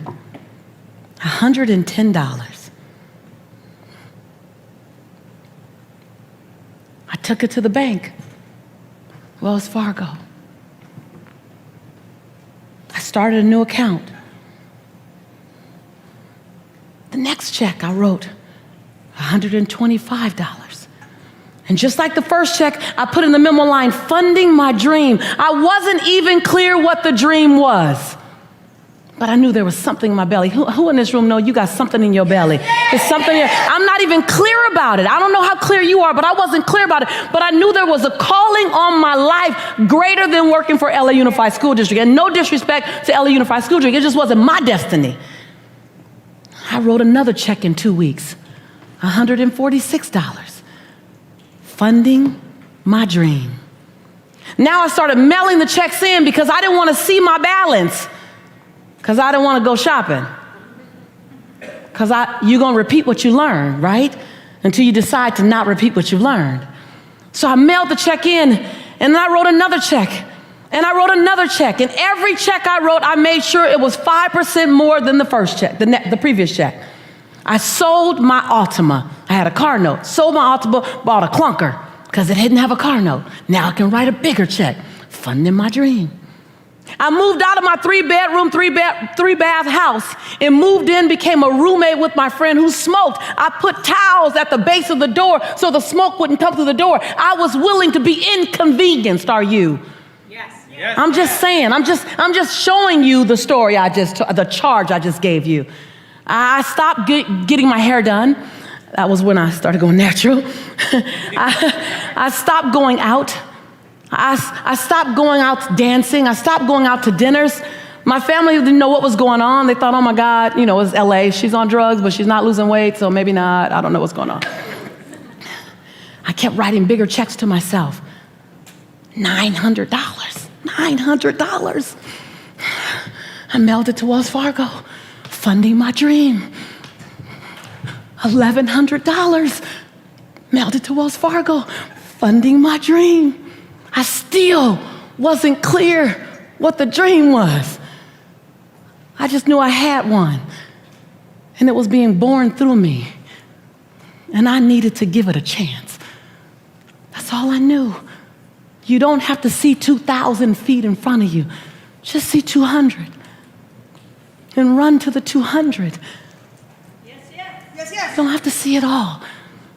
3.5 years later, I'd written a check to myself every 2 weeks for 3.5 years. I didn't go out for 3.5 years. I didn't go dancing. I didn't get my hair done. I didn't get my nails done for 3.5 years. Are you willing to be inconvenienced for your conviction? I walk in to Wells Fargo 3.5 years later, and I said, hi, God bless you. Hi.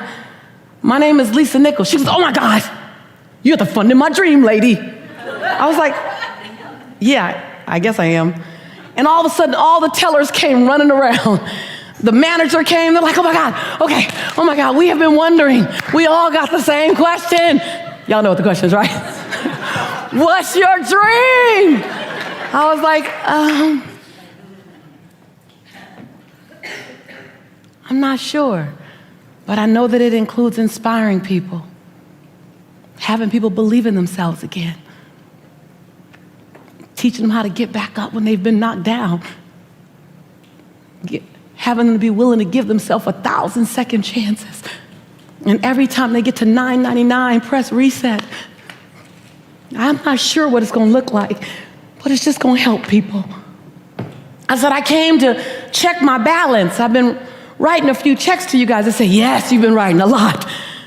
I said, I just want to check my balance. They said, you don't know your balance? I said, no, I got this really big stack of summary bank statements at home because my mama said money burns her pocket, and I don't want it to burn my pocket. I want it to pay for my freedom. I said, I just came to see what my balance was, if I had enough to fund my dream as it gets clearer. She wrote it down. Everyone's excited. She wrote it down, turned it around to me. I looked at it. I said, oh, no, my name is Lisa Nichols, and my Social Security number, I said, that is not my money, and I am not taking that money because you're probably going to want it back. So just fix that error right now. And they looked at me. They said, you really don't think that's yours? I said, no, my family's never had $5,000 in the bank or $10,000 in the bank. That's $62,500 in the bank. They said, Miss Nichols, and everyone teared up. The manager teared up, the tellers teared up. They said, Miss Nichols, whatever your dream is, I think you can fund it now. I looked at my son, Jelani, who now is 5 or 6, and I said, Jelani, our lives are gonna be a little different now, baby. Jelani said, yeah, Mommy, can we now go to McDonald's? See, for 3 years I've been telling Jelani, I'll make you a Big Mac. Mama makes Big Macs better than McDonald's. And so it began with a $110 check. So I don't know what yours is. I don't know what your radical looks like. For some of you, your radical was coming here, right? Yes, yes? Yes. And this is the beginning. Yes, yes. This is the beginning of your radical. This is the next best step. This is the first step. And so I just stopped by to let you know you're on the right path. And as you ramp up, you're going to have questions. You're going to be afraid. I do more things afraid now than I do fearless. Because the bigger you play, the bigger your breakdowns. Every single one of my errors in the last 5 years have cost me 6 figures. Like every single one. Every single one of my errors has required me to call an attorney. Like they're just big, because I'm playing big. I'm playing big, so be willing to go to the edge. And this is where you are here. Be willing to go to the edge and not just lean over and feel the breeze and watch the people jump and watch them soar and look through the windows at all the people who are living great lives. Don't just go to the edge and feel it. Be willing to lean. Feel your heartbeat. Feel it. That lets you know you're alive. That lets you know you're okay.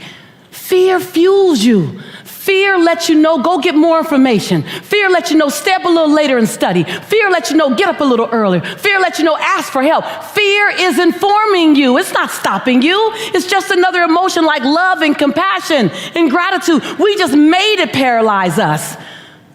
See, fear doesn't stop me. Fear informs me. And when you get intimately connected with the fear, I feel it.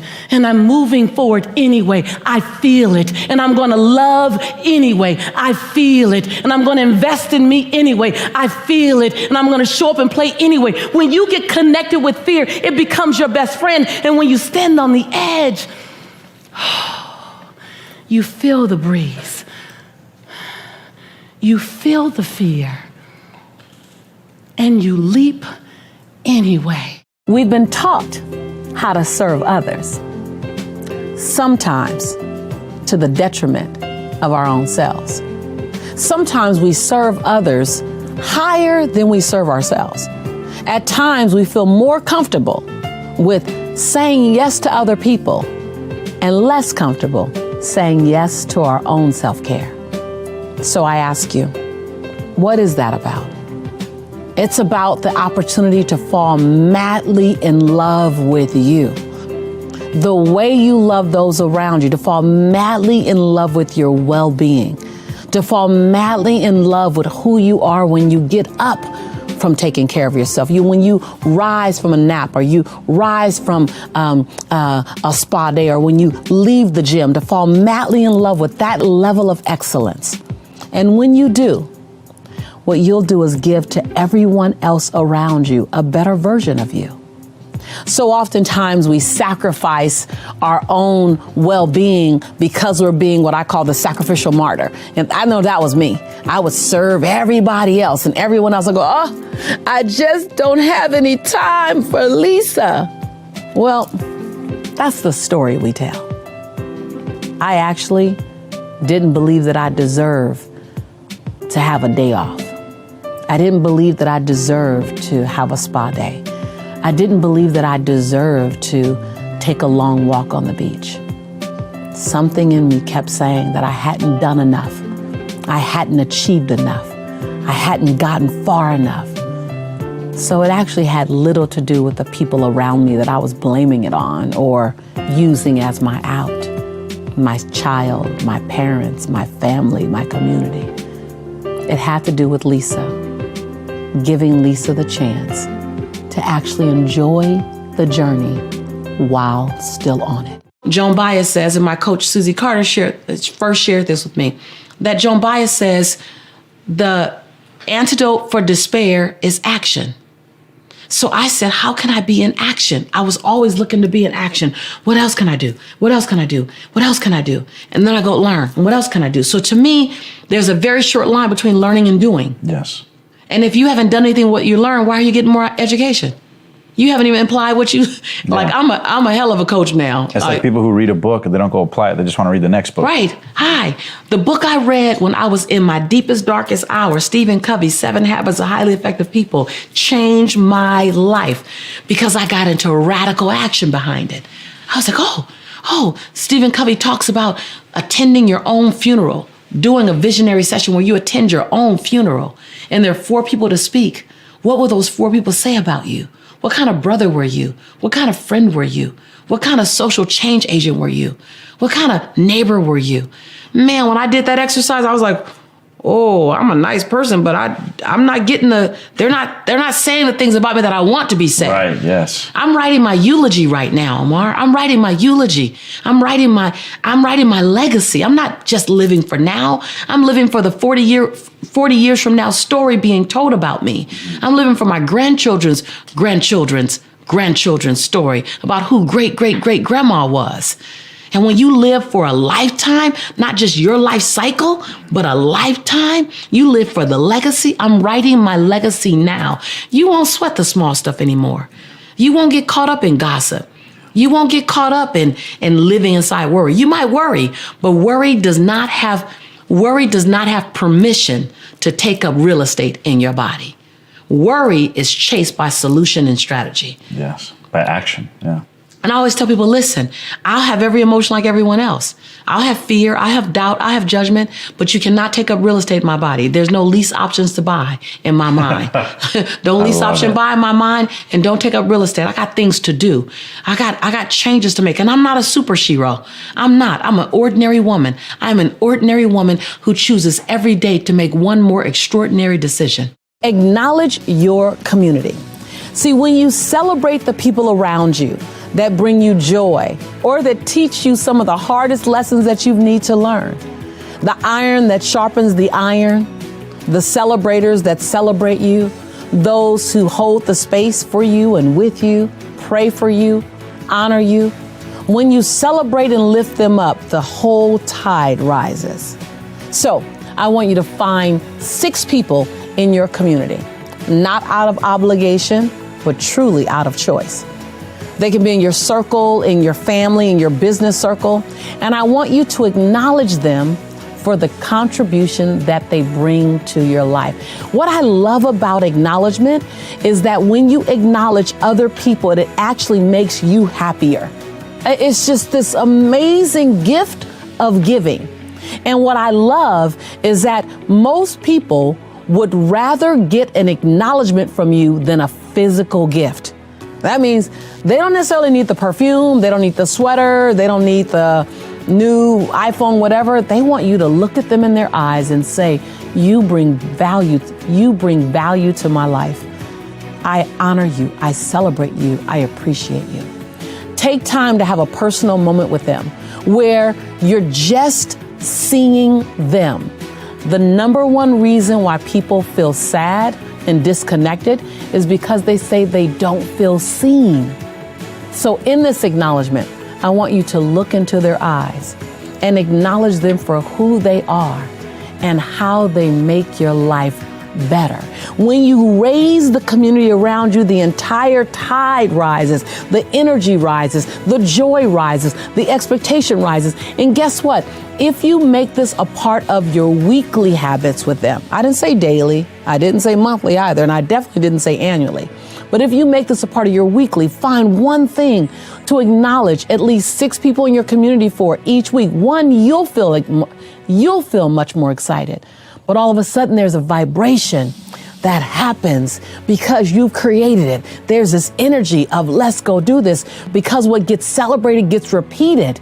You want someone to repeatedly do something wonderful and amazing in your life, you repeatedly acknowledge them from a genuine place. Man, it's so powerful when you truly marry yourself to the acknowledgement process, to the practice of acknowledgement. When you get into the practice of acknowledgement, all of a sudden people will mirror back to you. You don't acknowledge to get it back. You acknowledge because you want people to be seen. But there's just this dance that begins to occur that's absolutely delicious. Every relationship is a relay. It's like my dad's played tennis for over 40 years and I've attempted to play with him at times. And what I realize is that relationships are like a tennis match. I hit the ball to you, you hit the ball back. And a relationship where you think it's only about one person, that's not tennis, that's racquetball, right? But a relationship is a tennis match. And so if a relationship is working, it's because of the way we both are engaging, if it's truly working. And if it's not working, it's the way we both are engaging. And so there could be passive engagement and there could be active engagement. So when you're not speaking up for what you want, when you're holding and you're living with a bunch of withholds, that's engagement. That's just the way you're engaging. So every relationship has 2 parts, whether your part is active or your part is passive. Every relationship has engagement, a level of engagement, and that engagement is on different levels. I wasn't supposed to be here by many people's standards. I wasn't supposed to be here. I wasn't qualified to be here. See, I was that woman on government's assistance in 1994. I was that woman on WIC, Women, Infant, and Children, in 1994. I was that woman that couldn't afford to put Pampers on my son, so I wrapped him in a towel for 2 days in 1995. I'm that woman. So what would get me to being a best-selling author, times 7 books, running a multi-million-dollar company, having my company go public 2 years ago, and going from Wayfair to Wall Street? It would simply be being non-negotiable. So I just stopped by to check in if you're willing to be non-negotiable. Yes, yes. If you're willing to stop asking the world for permission to be amazing, to be brilliant, to be divine. Stop asking the world for permission and begin today to give the world notice. See, Ajit says something's gonna happen to you while you're here. And I love that. Have an expectation on your life. You didn't come here for them to do you. Okay, Ajit, I'm here, do me. No, this is your life, your opportunity. You're brilliant. See, the doors have been open and now you dance to your rhythm, sing to your song, you play to your tune. And all you need to do is pick up a little bit here and pick up a little bit there and then take radical action and become non-negotiable. Abundant thinkers live in non-negotiable. Average thinkers live in optional. Average thinkers live, I really would love to have a new business, but your behaviors are not congruent with what you say you would love. When you move from optional to non-negotiable, you've slid every other option off the table. I was interviewed 155 times in 5 months. And the number one question I was asked was, Lisa, how did you go from public assistance to going public? How did you go from welfare to Wall Street? How did you build a multi-million-dollar business? How did you do it? And I said, I just slid every other option off the table. Like I really did. I slid every other option off the table. There was no other option. Burn the ship. Burn the ships. Don't go back. There was no other option. I didn't even have a plan B. It's A, capital A, or baby damn A. But it's A. It's now or later, but I'm gonna get it. Once you get to that place, something happens. The universe aligns with you because you're so intentional. So many people ask me on so many different platforms, how do I find the courage to ... As if courage is something outside of you. You don't look under the pillow at home. You don't look under your bed. You don't look in the glove compartment of your car and go find courage. So let me just start off with saying you don't find courage. You cannot find courage. You choose to not allow the fear to manage your choices. So I know that sounds like that's just like want, Lisa, but I'm going to always tell you the truth. If I told you how to find something, that means that you don't have it already. I'm not going to tell you how to find something that's not lost. The reality is when you are more consumed with what other people's perception of you than you are with your own truth, you will always feel like you're not enough. You will always feel like you're not enough because no matter how far you come, no matter how far you go, someone will always believe that there's further that you can go, which they're true. It's truth. So how do you manage, or how do you have the courage to have transformation without getting consumed with other people's thoughts of you, perception of you? You become more committed to your own transformation than you are to managing people's perception of your life. When I talk about celebrating the journey, that has many layers to it. Celebrating the journey, one means don't wait until you've arrived somewhere to celebrate yourself. That's number one. It means that you're always going to be in pursuit of something. So don't wait till you arrive to acknowledge yourself. Don't wait till you arrive, because I still haven't arrived. Like, we don't arrive anywhere. Like, if you're waiting to arrive somewhere before you celebrate you, oh my God, it's going to be a long, long life. Celebrating yourself along the way inside the journey, it is as big as allowing others to celebrate your greatness. How many times do we minimize someone else's acknowledgement of us? You know, I hear it so many. I used to do it all the time too. People say, "Oh my God, you're so great." No. Like, you want them to run past the compliment. Like, you feel uncomfortable. Well, hold on. Celebrating yourself along the way inside the journey is allowing people to acknowledge you. I like to set quarterly goals instead of annual goals. I like to make them a bit more bite-sized. Now, I start with a big, bodacious, scary, hairy goal, right?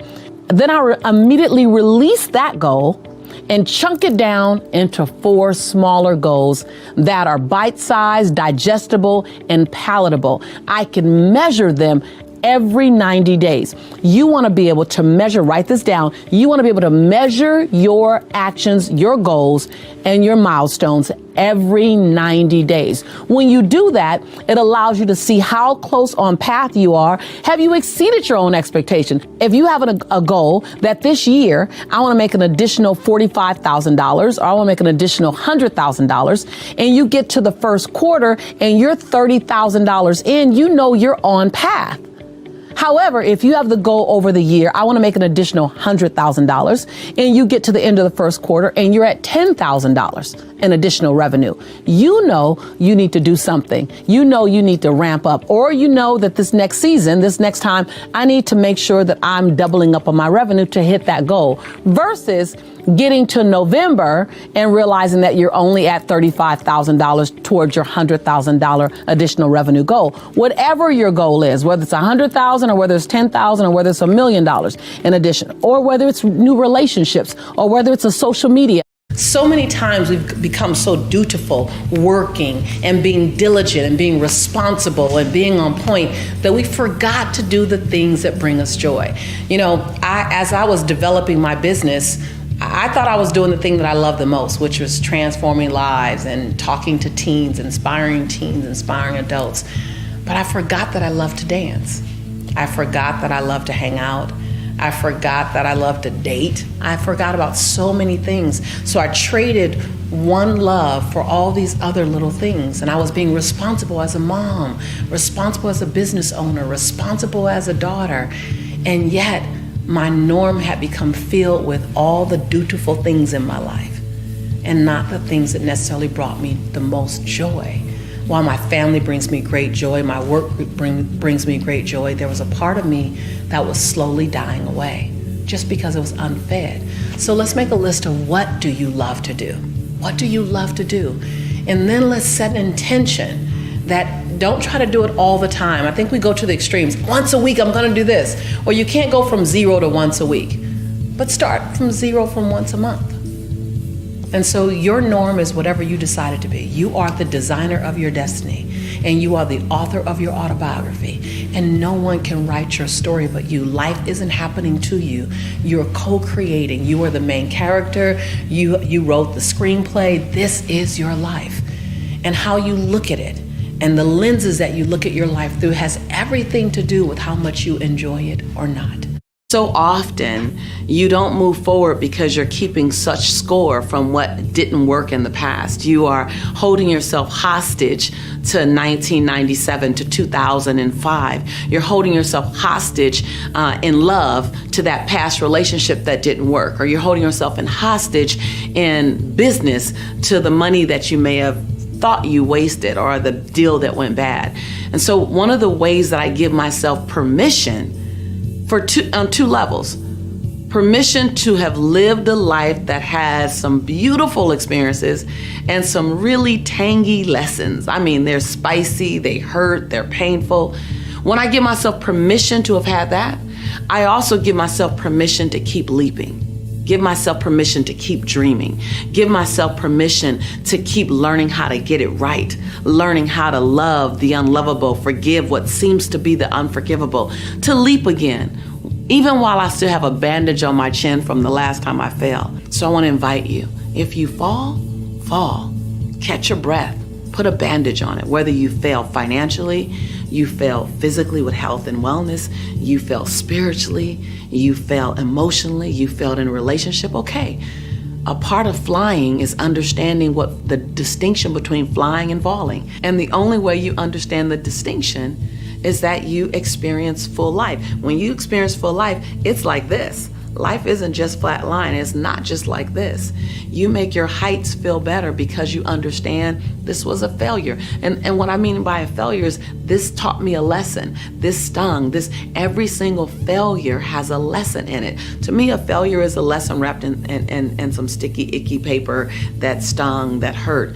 And so give yourself permission. Give yourself permission to play big, to be nervous, to fall down, to sit down for a minute.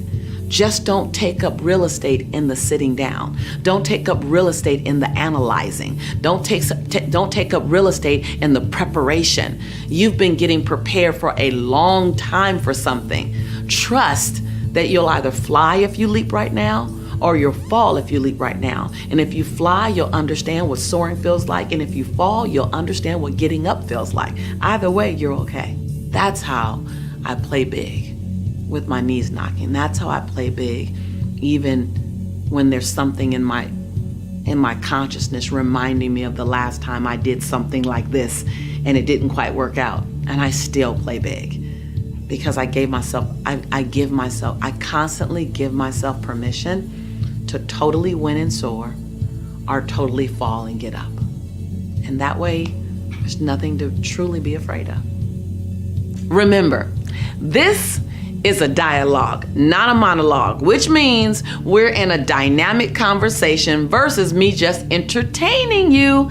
I've worked with thousands, hundreds of thousands of people, and trust is always at the top of the list. Coach, show me how to trust again. Coach, What happens when I've been betrayed? Coach, show me how to trust myself again. Trust is a gift. And when our trust is violated by any form, we feel like a little bit of it's been chipped away. But here's what I want to let you know. Trust is something that can be restored. And trust is something that people can earn. And trust is something that you have enough of.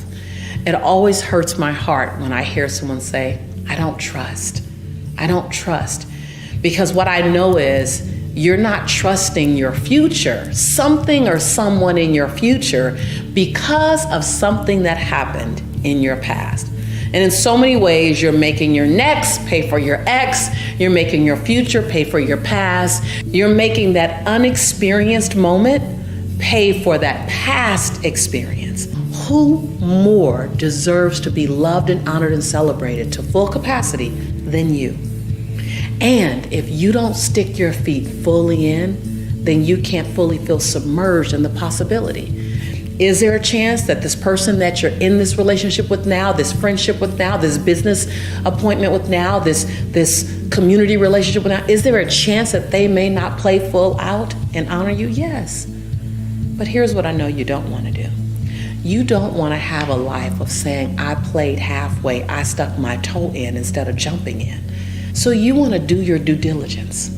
One of the things I learned from my years of living, trusting, being betrayed, hurting, crying, praying, laughing, getting back up, and being committed to love again, trust again, was that any time that I felt betrayed, any time that I felt like someone didn't honor me, there was a part that I played in that experience. There was a better question that I could have asked sooner. There was a clear line that I could have drawn way deeper in the sand.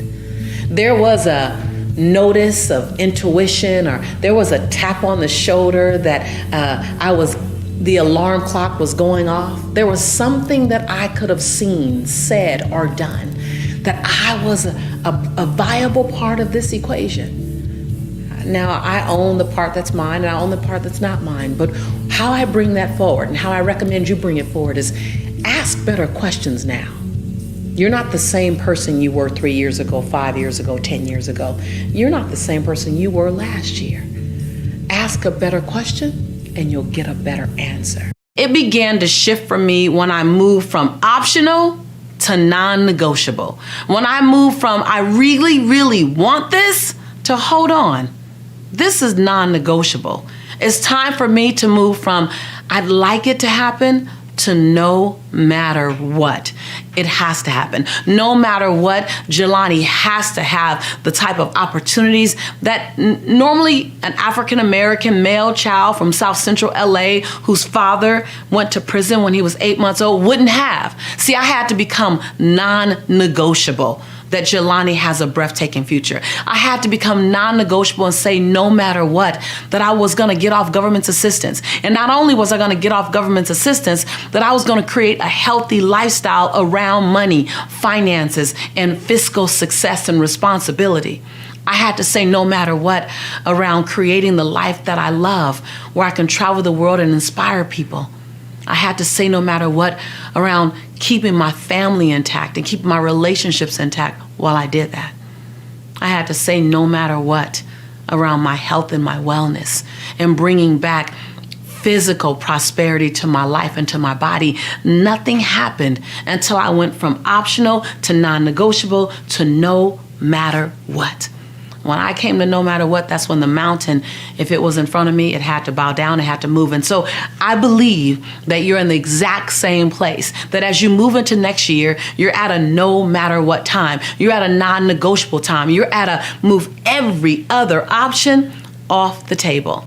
So many people look at fear or even doubt, but they look at fear as if it's the emotional enemy. You know, it's the enemy emotion. Like, oh, I can deal with compassion. I can deal with love. I can deal with understanding. But when fear comes, oh my God, bad thing. No, first of all, change your relationship to fear. I've said this before. Fear is not the enemy. The feeling of fear is just like any other emotion. Fear is actually informing you. Fear is telling you that you need to do something. Either do more research, get some support, get some insight, study a little more, slow down. Fear is actually feeding you. So then ask yourself the question, what do I need to do, think, or go get to dissipate this fear? Because remember, fear becomes present when you've made up something that could happen in the future. And it makes you afraid right now. Like, oh my God, I'm afraid I can get hurt in this relationship. Oh my God, I'm afraid I'm gonna lose my money. You're just projecting a story that you made up. Then back into that fear and go, okay, wait, then what do I need to do to minimize the fear that I might get hurt? What do I need to do to minimize the fear that I might lose my money? What do I need to do? Of course, you can't 100% eliminate the possibility, but you can greatly reduce the chances by asking, what am I afraid of? What am I afraid that's gonna happen? And then secondly, recognize that fear doesn't mean stop. People think, oh, I'm afraid, let me stop.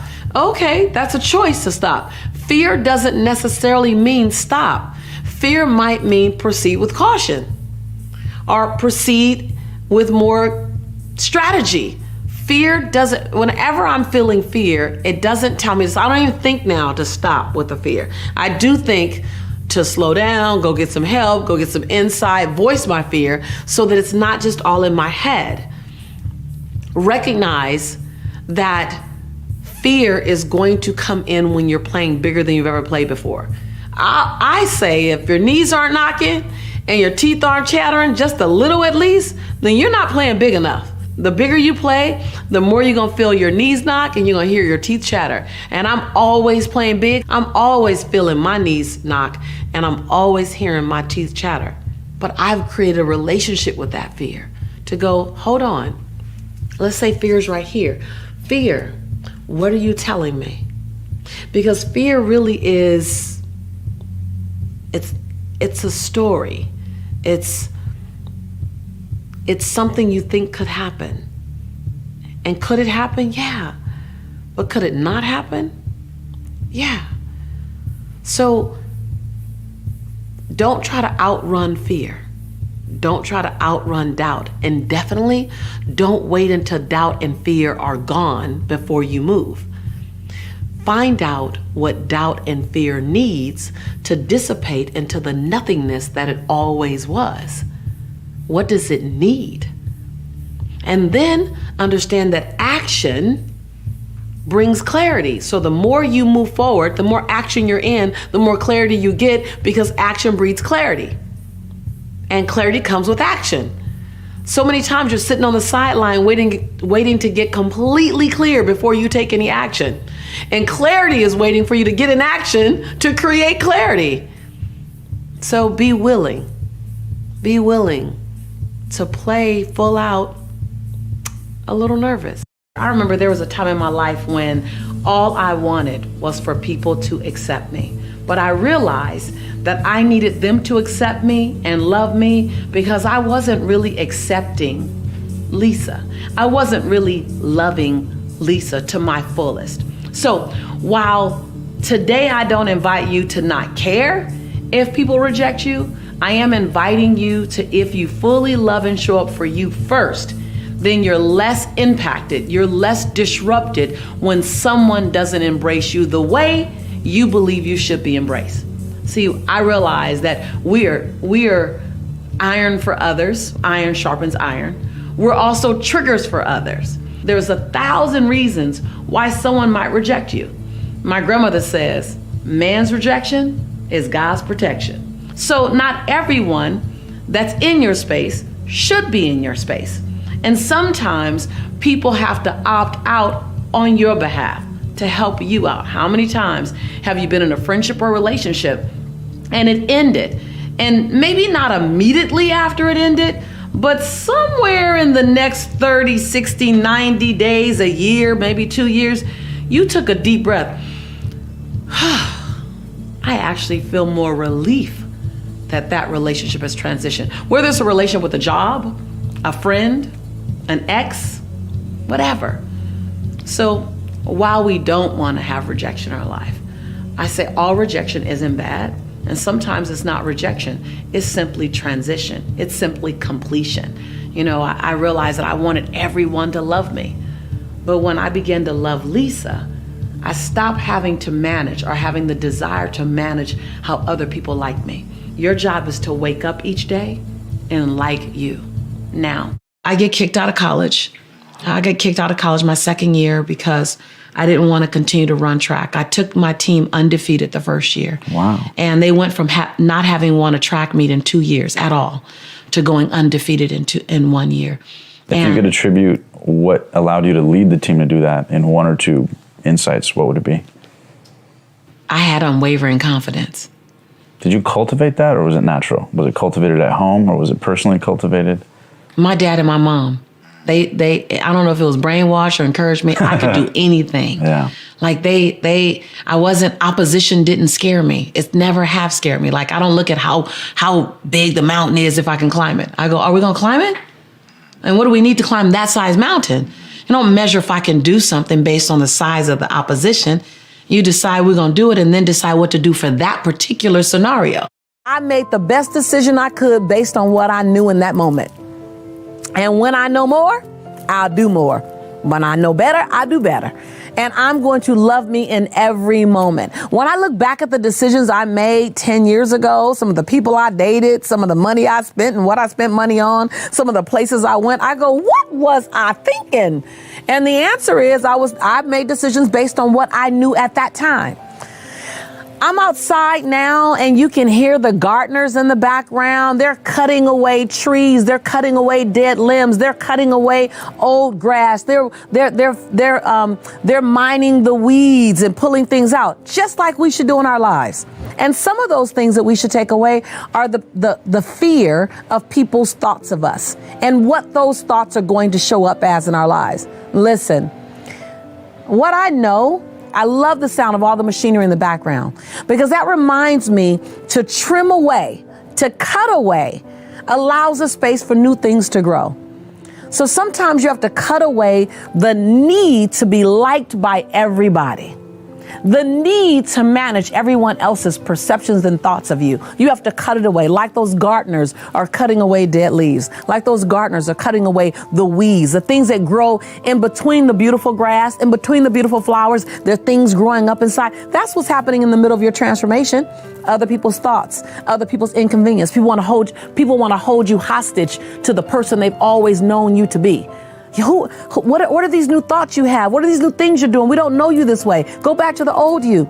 No. Be more committed to the you that you're becoming than you are to the you that they're familiar with. Over the years, I've had to learn how to disconnect myself from people, how to pull away, how to move on without what I call Benihana-ing people. Now, I don't know if you remember, but if you ever go to a Benihana restaurant, they have those sharp knives and they kind of go, and you don't even know that the zucchini is like all diced up until they move it and then everything is cut apart. Well, I used to have a habit of like cutting people off so well, so fast that I felt like I Benihana them. Like they didn't know they were like all sliced and diced until they went to walk away and their head fell off and then their arms fell off. And over the years, I had to learn, how do I complete? By the way, I would say, don't break up with people.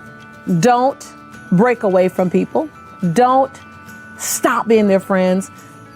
A better mindset is recognize when the relationship is just complete. Now, I say complete with me. When I say complete, that means the relationship has had every experience that it needs to have. You've done everything you need to do, and it's just complete. So you don't have to make people wrong. That was a big lesson for me because we're taught that in order for relationships to end, someone's brains need to be splattered on the ceiling.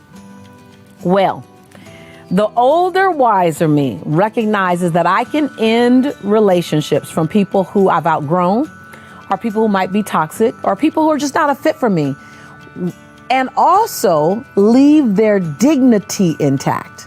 Key word. I want you to write that down, type that in chat, because there is a way that you can complete with people. Notice I'm using these key words with you. You can complete with people, meaning Every experience that we need to have, we've had. And now I'm complete. That you can do that and leave their dignity intact. You can say this relationship has run its course. You don't have to outline everything that's not working, because when we outline things that are not working, all we're doing is making people wrong. So let me just say, the way you complete a relationship is to first check your ego. Because your ego, or ladies, your she-go, they will get in the way, and what you want to do is point. I'm done with you because of this, and this. And we all know when you point one finger over there, the three fingers point back at you. We've all heard it. I begin to become an explorer of what I don't know. I want to read books I'd never read. I want to hang around people that I'd never hang around. I want to know what they know. I want to have discussions about things I'd never talked about. I wanted to feed my brain something that my brain didn't know, so that my brain can tell my body to do something it never done. So then when my brain feeds my body and my body feeds my life, then I begin to have an experience that I'd never had before. It wasn't rocket science. People want to make success rocket science. Success is not rocket science. You go and find the thing that you don't know, learn the thing you don't know, and do the thing you haven't been doing, and get the life you say you want. All I wanted was unfamiliar. But you have to understand that most people don't invite in unfamiliar, because people are more committed. Hold on. People are more committed to a familiar discomfort than they are to an unfamiliar new possibility. The key words are familiar and unfamiliar. See, we want to have a new experience while having some of the same behaviors because they're familiar to us. Yeah, they're comfortable. They're familiar. Some of them not even comfortable. People in relationships are not even comfortable. True. It's just familiar. People are still at jobs that aren't even comfortable. Yeah. They're just familiar. So that's the crazy, is that we are more committed to a familiar discomfort than we are to an unfamiliar new possibility, because of the familiarity, not even the comfort. I became comfortable living in the discomfort of the unknown. Instead of making big macro goals, those big bodacious goals, make some micro goals, smaller goals. I don't make an annual goal. I make quarterly goals. I make monthly goals. And each quarter and each month, the goal that I hit, I stop and celebrate myself. Now, I celebrate myself by making me something really good and inviting one person over or three people over and say, I'm celebrating myself for small micro wins. Taking myself out for a nice night, something to eat, or just sharing with a friend. Celebrating yourself along the journey is also not keeping your wins a secret. I used to keep my victories a secret. I would get an award, or I would close a deal, or I would get a new contract, or I would whatever. And no one knew, because I didn't want to brag. Well, what if I know I'm not a bragger? Like, what if you know you're not a bragger? Can you not be someone who brags, but is someone who wants to celebrate yourself along the journey? We're all like little 3-year-old kids. What gets celebrated gets repeated.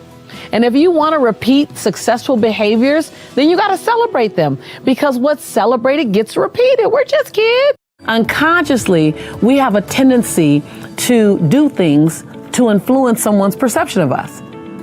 And really what we're trying to do is change or control. That word again.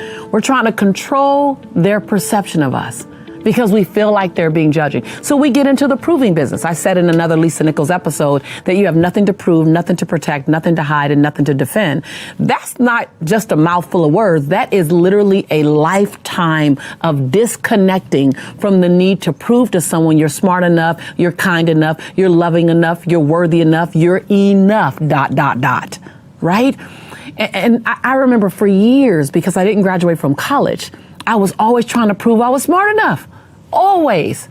And then I had a son without being married. So then I wanted to prove that I was godly enough. I was always trying to prove something until it just became so exhausting.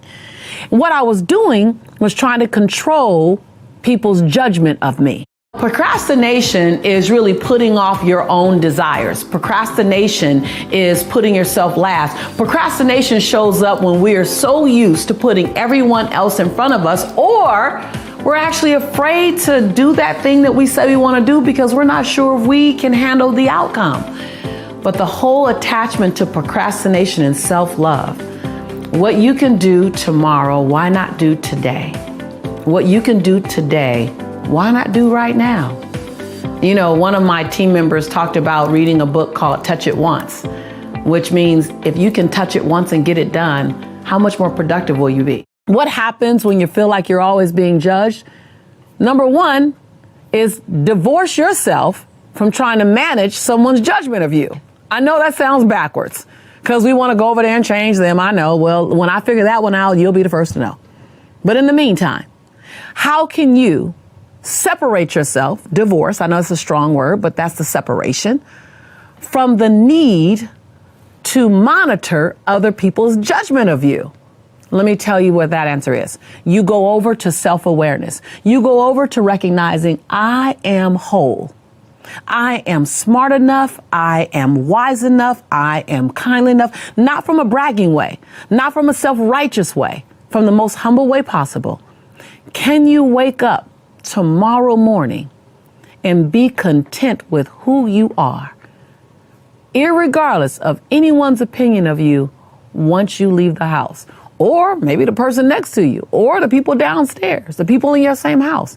Can you wake up tomorrow standing and living in the statement and the knowing, I am enough? And then leave everyone's opinion to them.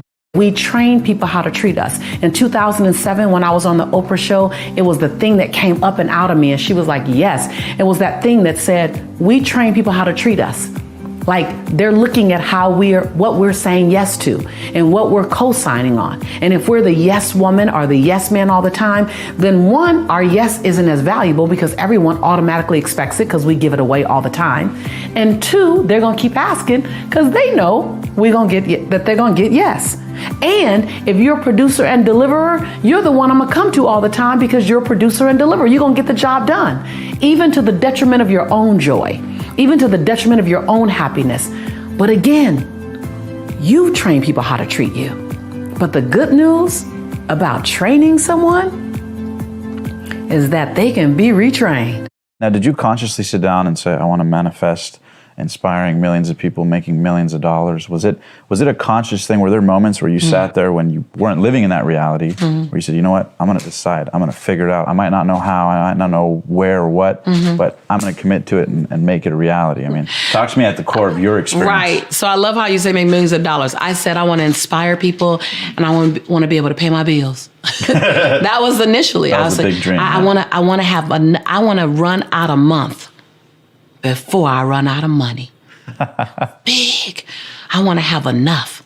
That like you can't think about having abundance until you literally give yourself permission to have enough. Yeah, get past scarcity. So I want to have enough to dream. And so my first, I think I have a ministry mindset. My first, I just want to help people. I want to help people and I want to be rewarded for my efforts, right? And then once I got past that, I said, okay, I want more. I want to generate millions. I want to serve millions, inspire millions, and generate millions. I think I deserve all of that. But that had to do with my self-worth. Right. I had to feel worthy to touch millions.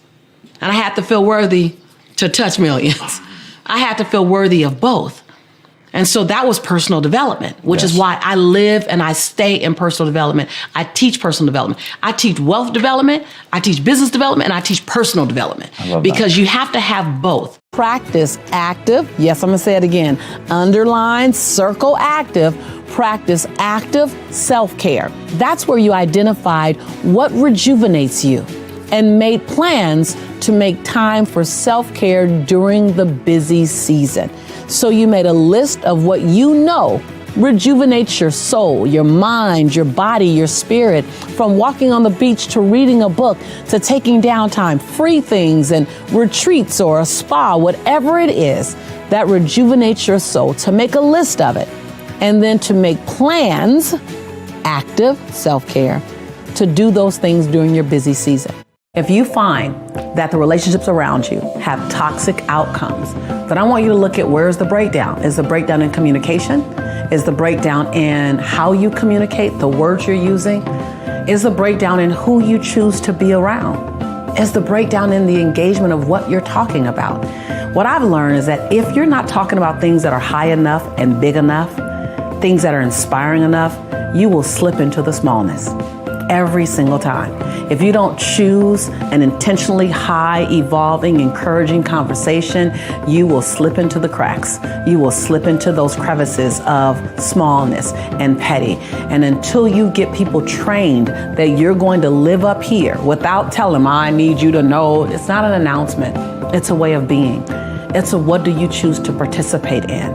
It's a stepping over your desire to hear smallness, gossip, negative feedback. It's when someone is engaging in negative feedback about someone else, the fact that you didn't add anything to the conversation doesn't let you off the hook.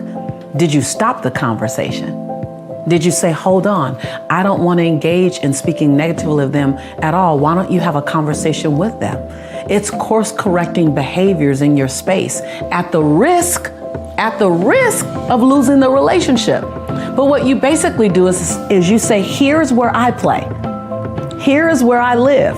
I'm not visiting this high road of integrity. I'm not visiting this high road of conscious thinking and awareness and respect and humility and honoring the dignity in people. I don't visit this place. I live here. I don't visit this place. I live here. And in a loving way, anyone that's engaging with you has two choices. They either engage with you here or they choose to engage with someone else. Now, if you find that you're going down to be in the relationship, or you're going down and you're the person taking the relationship down because you're in a moment of anger, or you're in a moment of resentment, or you're in a moment of hurt, then you're not living in your highest integrity. You just visit every now and again when you come to this channel. Uh-oh, I see my Shantae coming out right now. Shantae is my middle name. It's what I do when I start getting real edgy because I really want you to get it. So you need to make a decision on where you choose to reside. And then you don't leave your conscious neighborhood to go visit other people's neighborhood if it's not as high as yours. People will rise to the occasion, or they'll choose not to rise, and they'll pick other people to be with and hang with. And I know that sounds easier said than done, because some of the people who are playing at a lower level might be in family. It might be, and that's fine too. You can love people. It doesn't mean you have to spend tons and tons and tons of time if that time costs you something. Spend as much time as you can. Spend as much time as serves you. Spend as much time as they will allow you to spend. But never leave this place. Even if being with them causes you to allow them to be where they are, you don't have to engage in that. So the bottom line, and supporting you to either recognize, are you the toxic element, or are you surrounding yourself in toxic element, is to make a commitment where you live. Where am I living? And first own where you're currently living. Because if you own it, you might go, you know what, I do slip into that small place. Okay, own it. That's conscious awareness. That's powerful. Own it. And then go, where do I want to be? And then what's the distance between here and there? And what do I have to do to get there? What do I have to say no to? What do I have to participate in? What do I have to ask forgiveness for? What do I have to clean up? What relationships require cleaning up? And then what declarations must I make? Celebrate your wins. This is where I invited you to make a list of the 10 things that you have to celebrate about this past year. Now, if you're just joining me, then it's not too late. Make a list. You've done many more than 10 things, but make a list of 10 things that you have to celebrate about over this past year. And they can cover any area, from family to finances to business to health and wellness to relationships to body to fitness, anything. So let me first explain to you what forgiveness isn't. Because most people won't forgive because they have an incorrect understanding of what forgiveness is. So forgiveness is not pardoning someone's behavior. It's not excusing someone's behavior. Forgiveness isn't admitting that you were wrong. Forgiveness isn't saying what was done to me is okay. Forgiveness isn't any of those things. I'll try says I'll make a feeble attempt. I will is absolute, non-negotiable, no matter what. There's a certain energy that goes forth when you say I'll try, and there's a different energy that goes forth when you say I will. When you make the declaration of I will, that says mountain, if you are there, you must move. I'll try says I hope I got enough energy to make it up or around the mountain, and if not, I'm gonna sit at the bottom of the hill. When you fail to make a plan, okay, well, hold on. This might hit you between the eyes. You know I love you. But when you fail to make a clear, concrete plan that has goals and milestones, meaning they're smaller goals that you can hit to get to the bigger goal, and has a by-when date, not in February, not in August, but August 15th by 5 p.m. Eastern Standard Time. Yeah, when I set a goal, I even want to know the time zone I'm gonna have it done by. Clarity. When you fail to make a plan with clear distinction, when you fail to make a clear plan, you have clearly planned to fail. I'll say it again. When you fail to make a clear plan, then you've clearly planned to fail. I know that hits you hard. I've done it many a times. I have clearly planned to fail many a times because I had an idea and it was just in my unconscious. I didn't know. Now I want to bring to you what I know to you so you know it. I want you to make a clear plan. When you create a clear plan, then you're clearly planning to succeed. Your belief systems were handed to you by your parents and by your grandparents, and they were pretty much embedded by the time you were 10 years old. So there's some beliefs that you didn't even have a chance to develop for your own. You just are living them out. You inherited them. You inherit the belief system. Didn't even know it. And didn't unconsciously inherited them. And so the good news is you get to choose to the belief systems you like, and then you get to divorce. I'm going to say divorce because that's a strong word. We all know what separation looks like when you say divorce. You get to divorce from a belief system that doesn't serve you any longer. A belief system that says money is the root of all evil, maybe, or a belief system that says only rich people have money, or all rich people are crooks, or my belief system used to be that wealthy people aren't spiritual. That if I'm wealthy, I can't be a spiritual person. You have to pick God or money. One or the other. I got to pick my faith or my finances. I can't have both. That's a belief system. And I invite you to divorce it because it's not the case. I have both. And I live in both quite well. I use my money for good in the world. And the more money you have, the more good you'll do if you're a good person. So money makes you more of who you are. So you will only be more of who you are with money. When we talk about setting healthy boundaries, again, and I know it sounds as if I keep going back to the same thing, but setting healthy boundaries is not about you keeping other people out. If someone crosses your line in the sand, it's because you never made your line deep enough. No one can ever go further with you than you've given them permission to go. So as hard and as difficult as it is to hear, because this was hard for me to hear when I had to admit it to myself, that the way people treated me was based on how I trained them to treat me.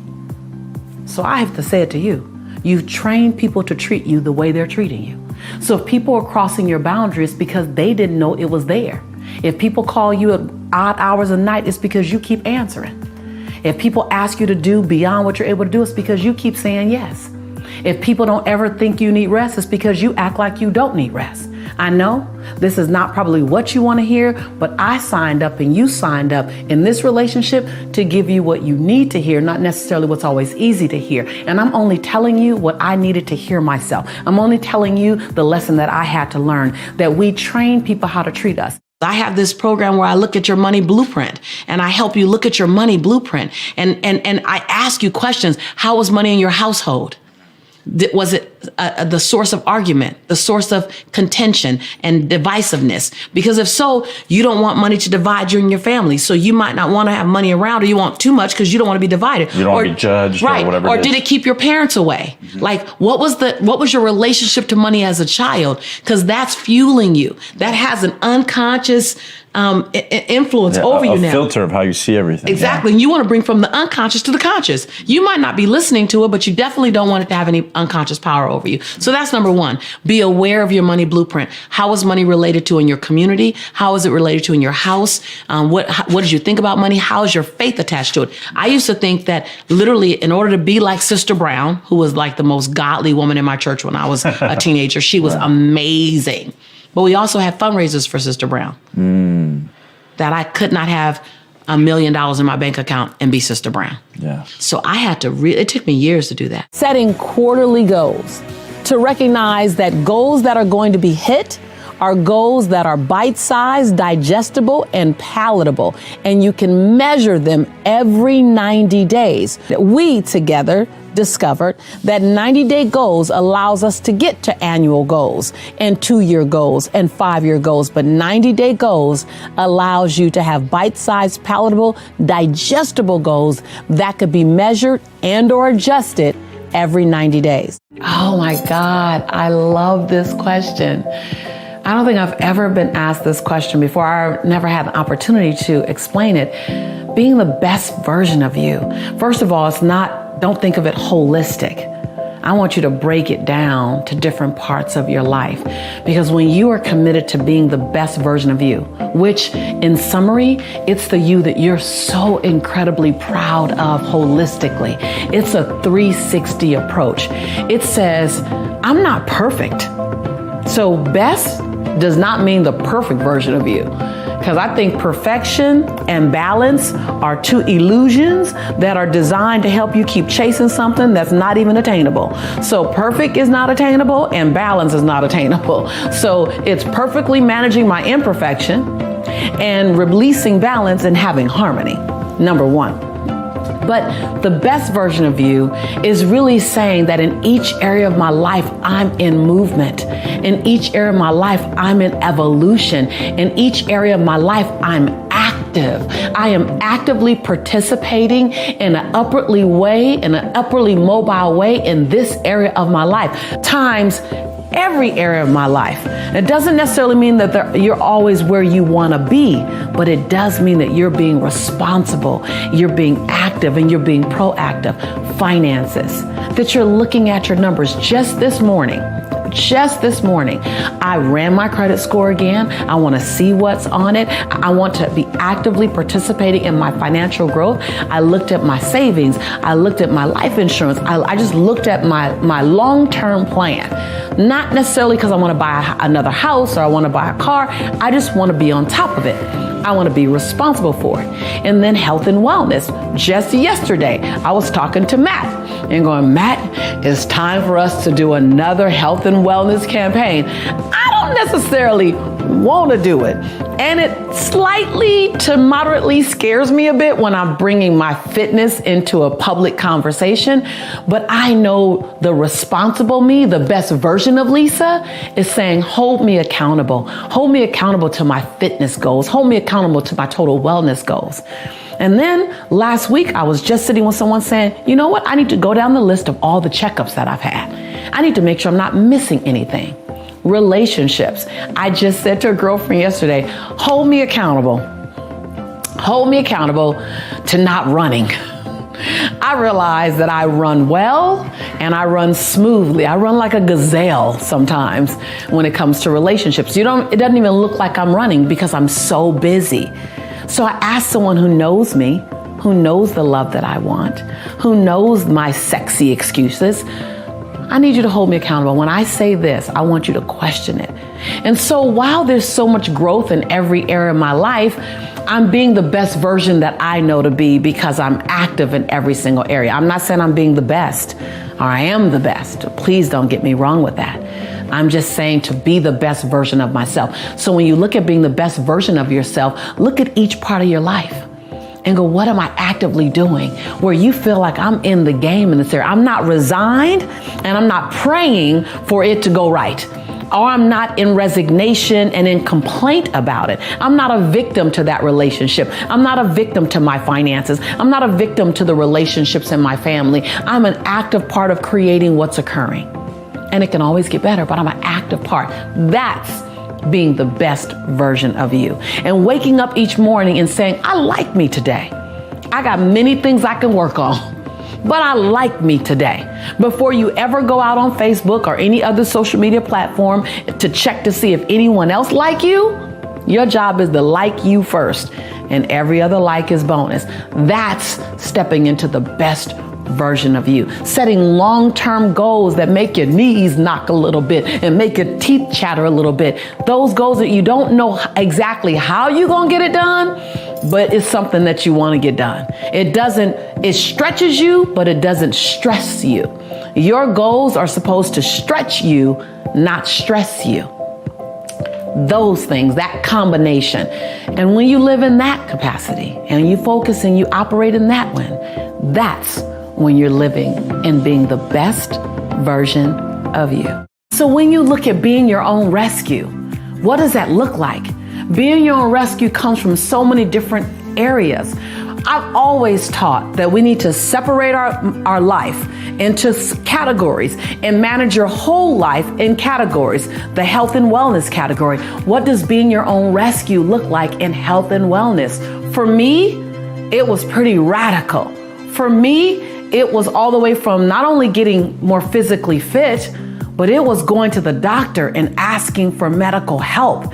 It was saying something's happening in my body and I don't know what. It was no longer ignoring what was happening. What does being your own rescue look like in your finances? For me, it was me writing myself a check the way I wrote SD&G and the way I wrote the electricity bill and the way I wrote my rent check way back 20 years ago. It was me writing a check to my dream and putting in the subject line, funding my dream. That was being my own rescue as well. What does being your own rescue look like in a relationship? Does it look like just speaking up and asking for what you need? Or does it look like telling someone, I love you more often? Or thank you more often? Or please accept my apology for not showing up for you. What does being your own rescue look like in the different categories? And then what does action look like to be that rescue? Because when you can be your own rescue, you actually are your own superhero. You actually are your own best friend. You actually become everything you need for you. And then you can serve everyone else from your overflow. If you don't treat money right, and you're not responsible with money, you will repel money because you're not a good steward of it. And so until I became a better steward of money, and I'm still growing in that area, and money and I would keep giving it away until it was all gone because my mindset said it all had to be gone. There's never going to be extra. Yeah. My grandmother would make 10 dimes go in 20 different directions. Who was I to have 20 dimes and only 10 directions needed? Yes. Right? Again, mindset. Yes. Right? I love to go back and share some of my favorite memories with you, my fondest. And what I realized, they're actually my most moving memories. One happened over 12 years ago. I was in Toronto, Canada with Margaret. And this gentleman walked up to me, standing about 6'2", Caucasian man in his mid-40s. And he looked at me and he goes, Lisa, I have a problem with you. I said, you do? And my heart started to beat. I'm like, oh my God, someone doesn't like me. What did I say wrong in their eyes? And how is this gonna play out? And he goes, I have a problem. I really have a problem. And I said, okay, how can I help you? He said, I'm an atheist. I don't believe in God. I'm fine not believing in God. I'm comfortable. I prefer not to believe in God. I don't believe that there's a God. And I said, okay, what's your problem? He said, my problem is I love you. I love everything about you. I love the energy you come with. I love the way you speak. I love what I feel when I'm listening to you talk. He said, and you keep referring to this God as your source. And I don't believe in God. So that's my problem. And I said, sir, I'm sorry. I'm not sure where your problem lies. I said, if you don't believe in God, you have that right. If you love me, I'm excited because you can feel that I love you too.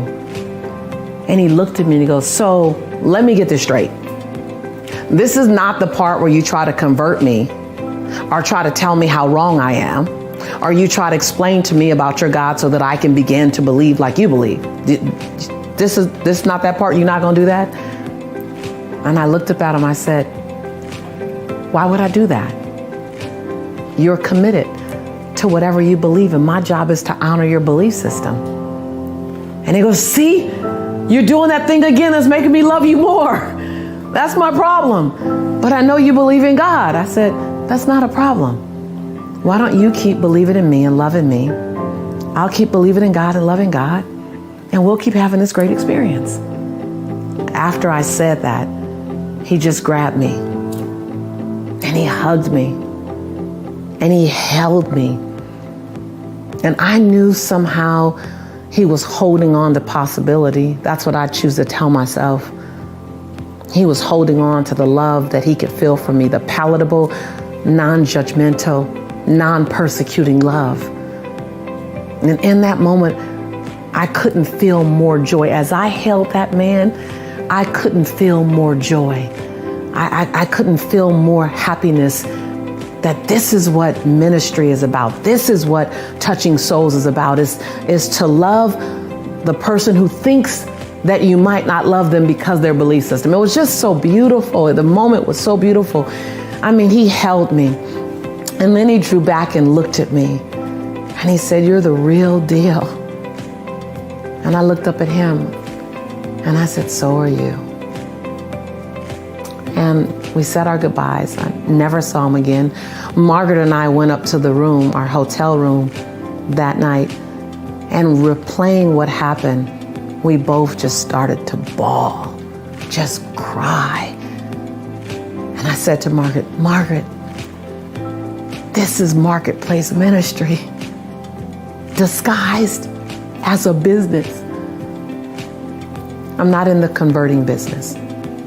I don't need to convert anybody. You're exactly where you choose to be. But I am in the loving business. My job is to love you where you are." And that beautiful gentleman, that day, he reminded me and Margaret, I believe, what unconditional love could feel like. Now, I've got a special bonus clip that I think you're going to enjoy. But before that, it's time for the question of the day. I want to know, what was your single biggest takeaway from this video and your plan of action for the next week? When you watch something and get motivated and just get inspired, you have a 35% chance of actually following through. But when you get motivated and then you actually create an action plan for what you're going to do, you increase it from 35% to 91% chance of you actually following through. And when you share your plan publicly, that jumps to 95% chance of following through. So I want that for you. I want to know your single biggest takeaway from this video and your plan of action for the next week. Put it down in the comments below so I can celebrate you. Over my career, and I've been in business over 20 years now, people from all around the world, students at every level, whether they are newly into launching their business or they've been in business themselves for 10, 15 years, ask the question, how do I overcome fear? I'm about to disrupt you completely because I am not going to give you a strategy to overcome fear.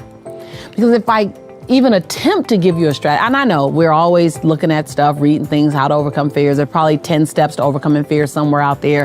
They weren't written by me. And I could never write it. Because I don't think you wait to overcome fear to live the life of your dreams or the one that you deserve or to blow your own mind. I personally, and I'm teaching you from my life lessons, from what I've studied, what I've applied, what I've implemented, what I've fallen from, what I've soared from, what I've gotten up from. And I don't think you focus on learning how to overcome fear, though there are things that helps to mitigate your fear. Information mitigates fear. Training and developing your skill set mitigates fear. I teach speaking. I love teaching people how to speak powerfully. Not to speak to be great, but to speak to be unforgettable. Whether you're a speaker or whether you're a manager, whether you're in retails or in network marketing, whatever it is, when you open your mouth, you want to be unforgettable. And people always say, "Lisa, how do I overcome the fear of speaking?" I say, let's not focus on the fear of speaking because energy grows where energy goes. So let's not focus on overcoming fear. Let's focus on building a muscle that naturally dissolves fear. And that muscle is the muscle of information, the muscle of education, and the muscle of skill set. So if you know more and then you develop the skill set, you won't be as afraid to do that thing that you're talking about. But the other side to that, now I'm going to disrupt you a bit. So the first part, not so disruptive. That means go get it more information, give fear what fear needs to reduce itself, meaning information skill set. But this other part that I'm going to tell you, this might be disruptive.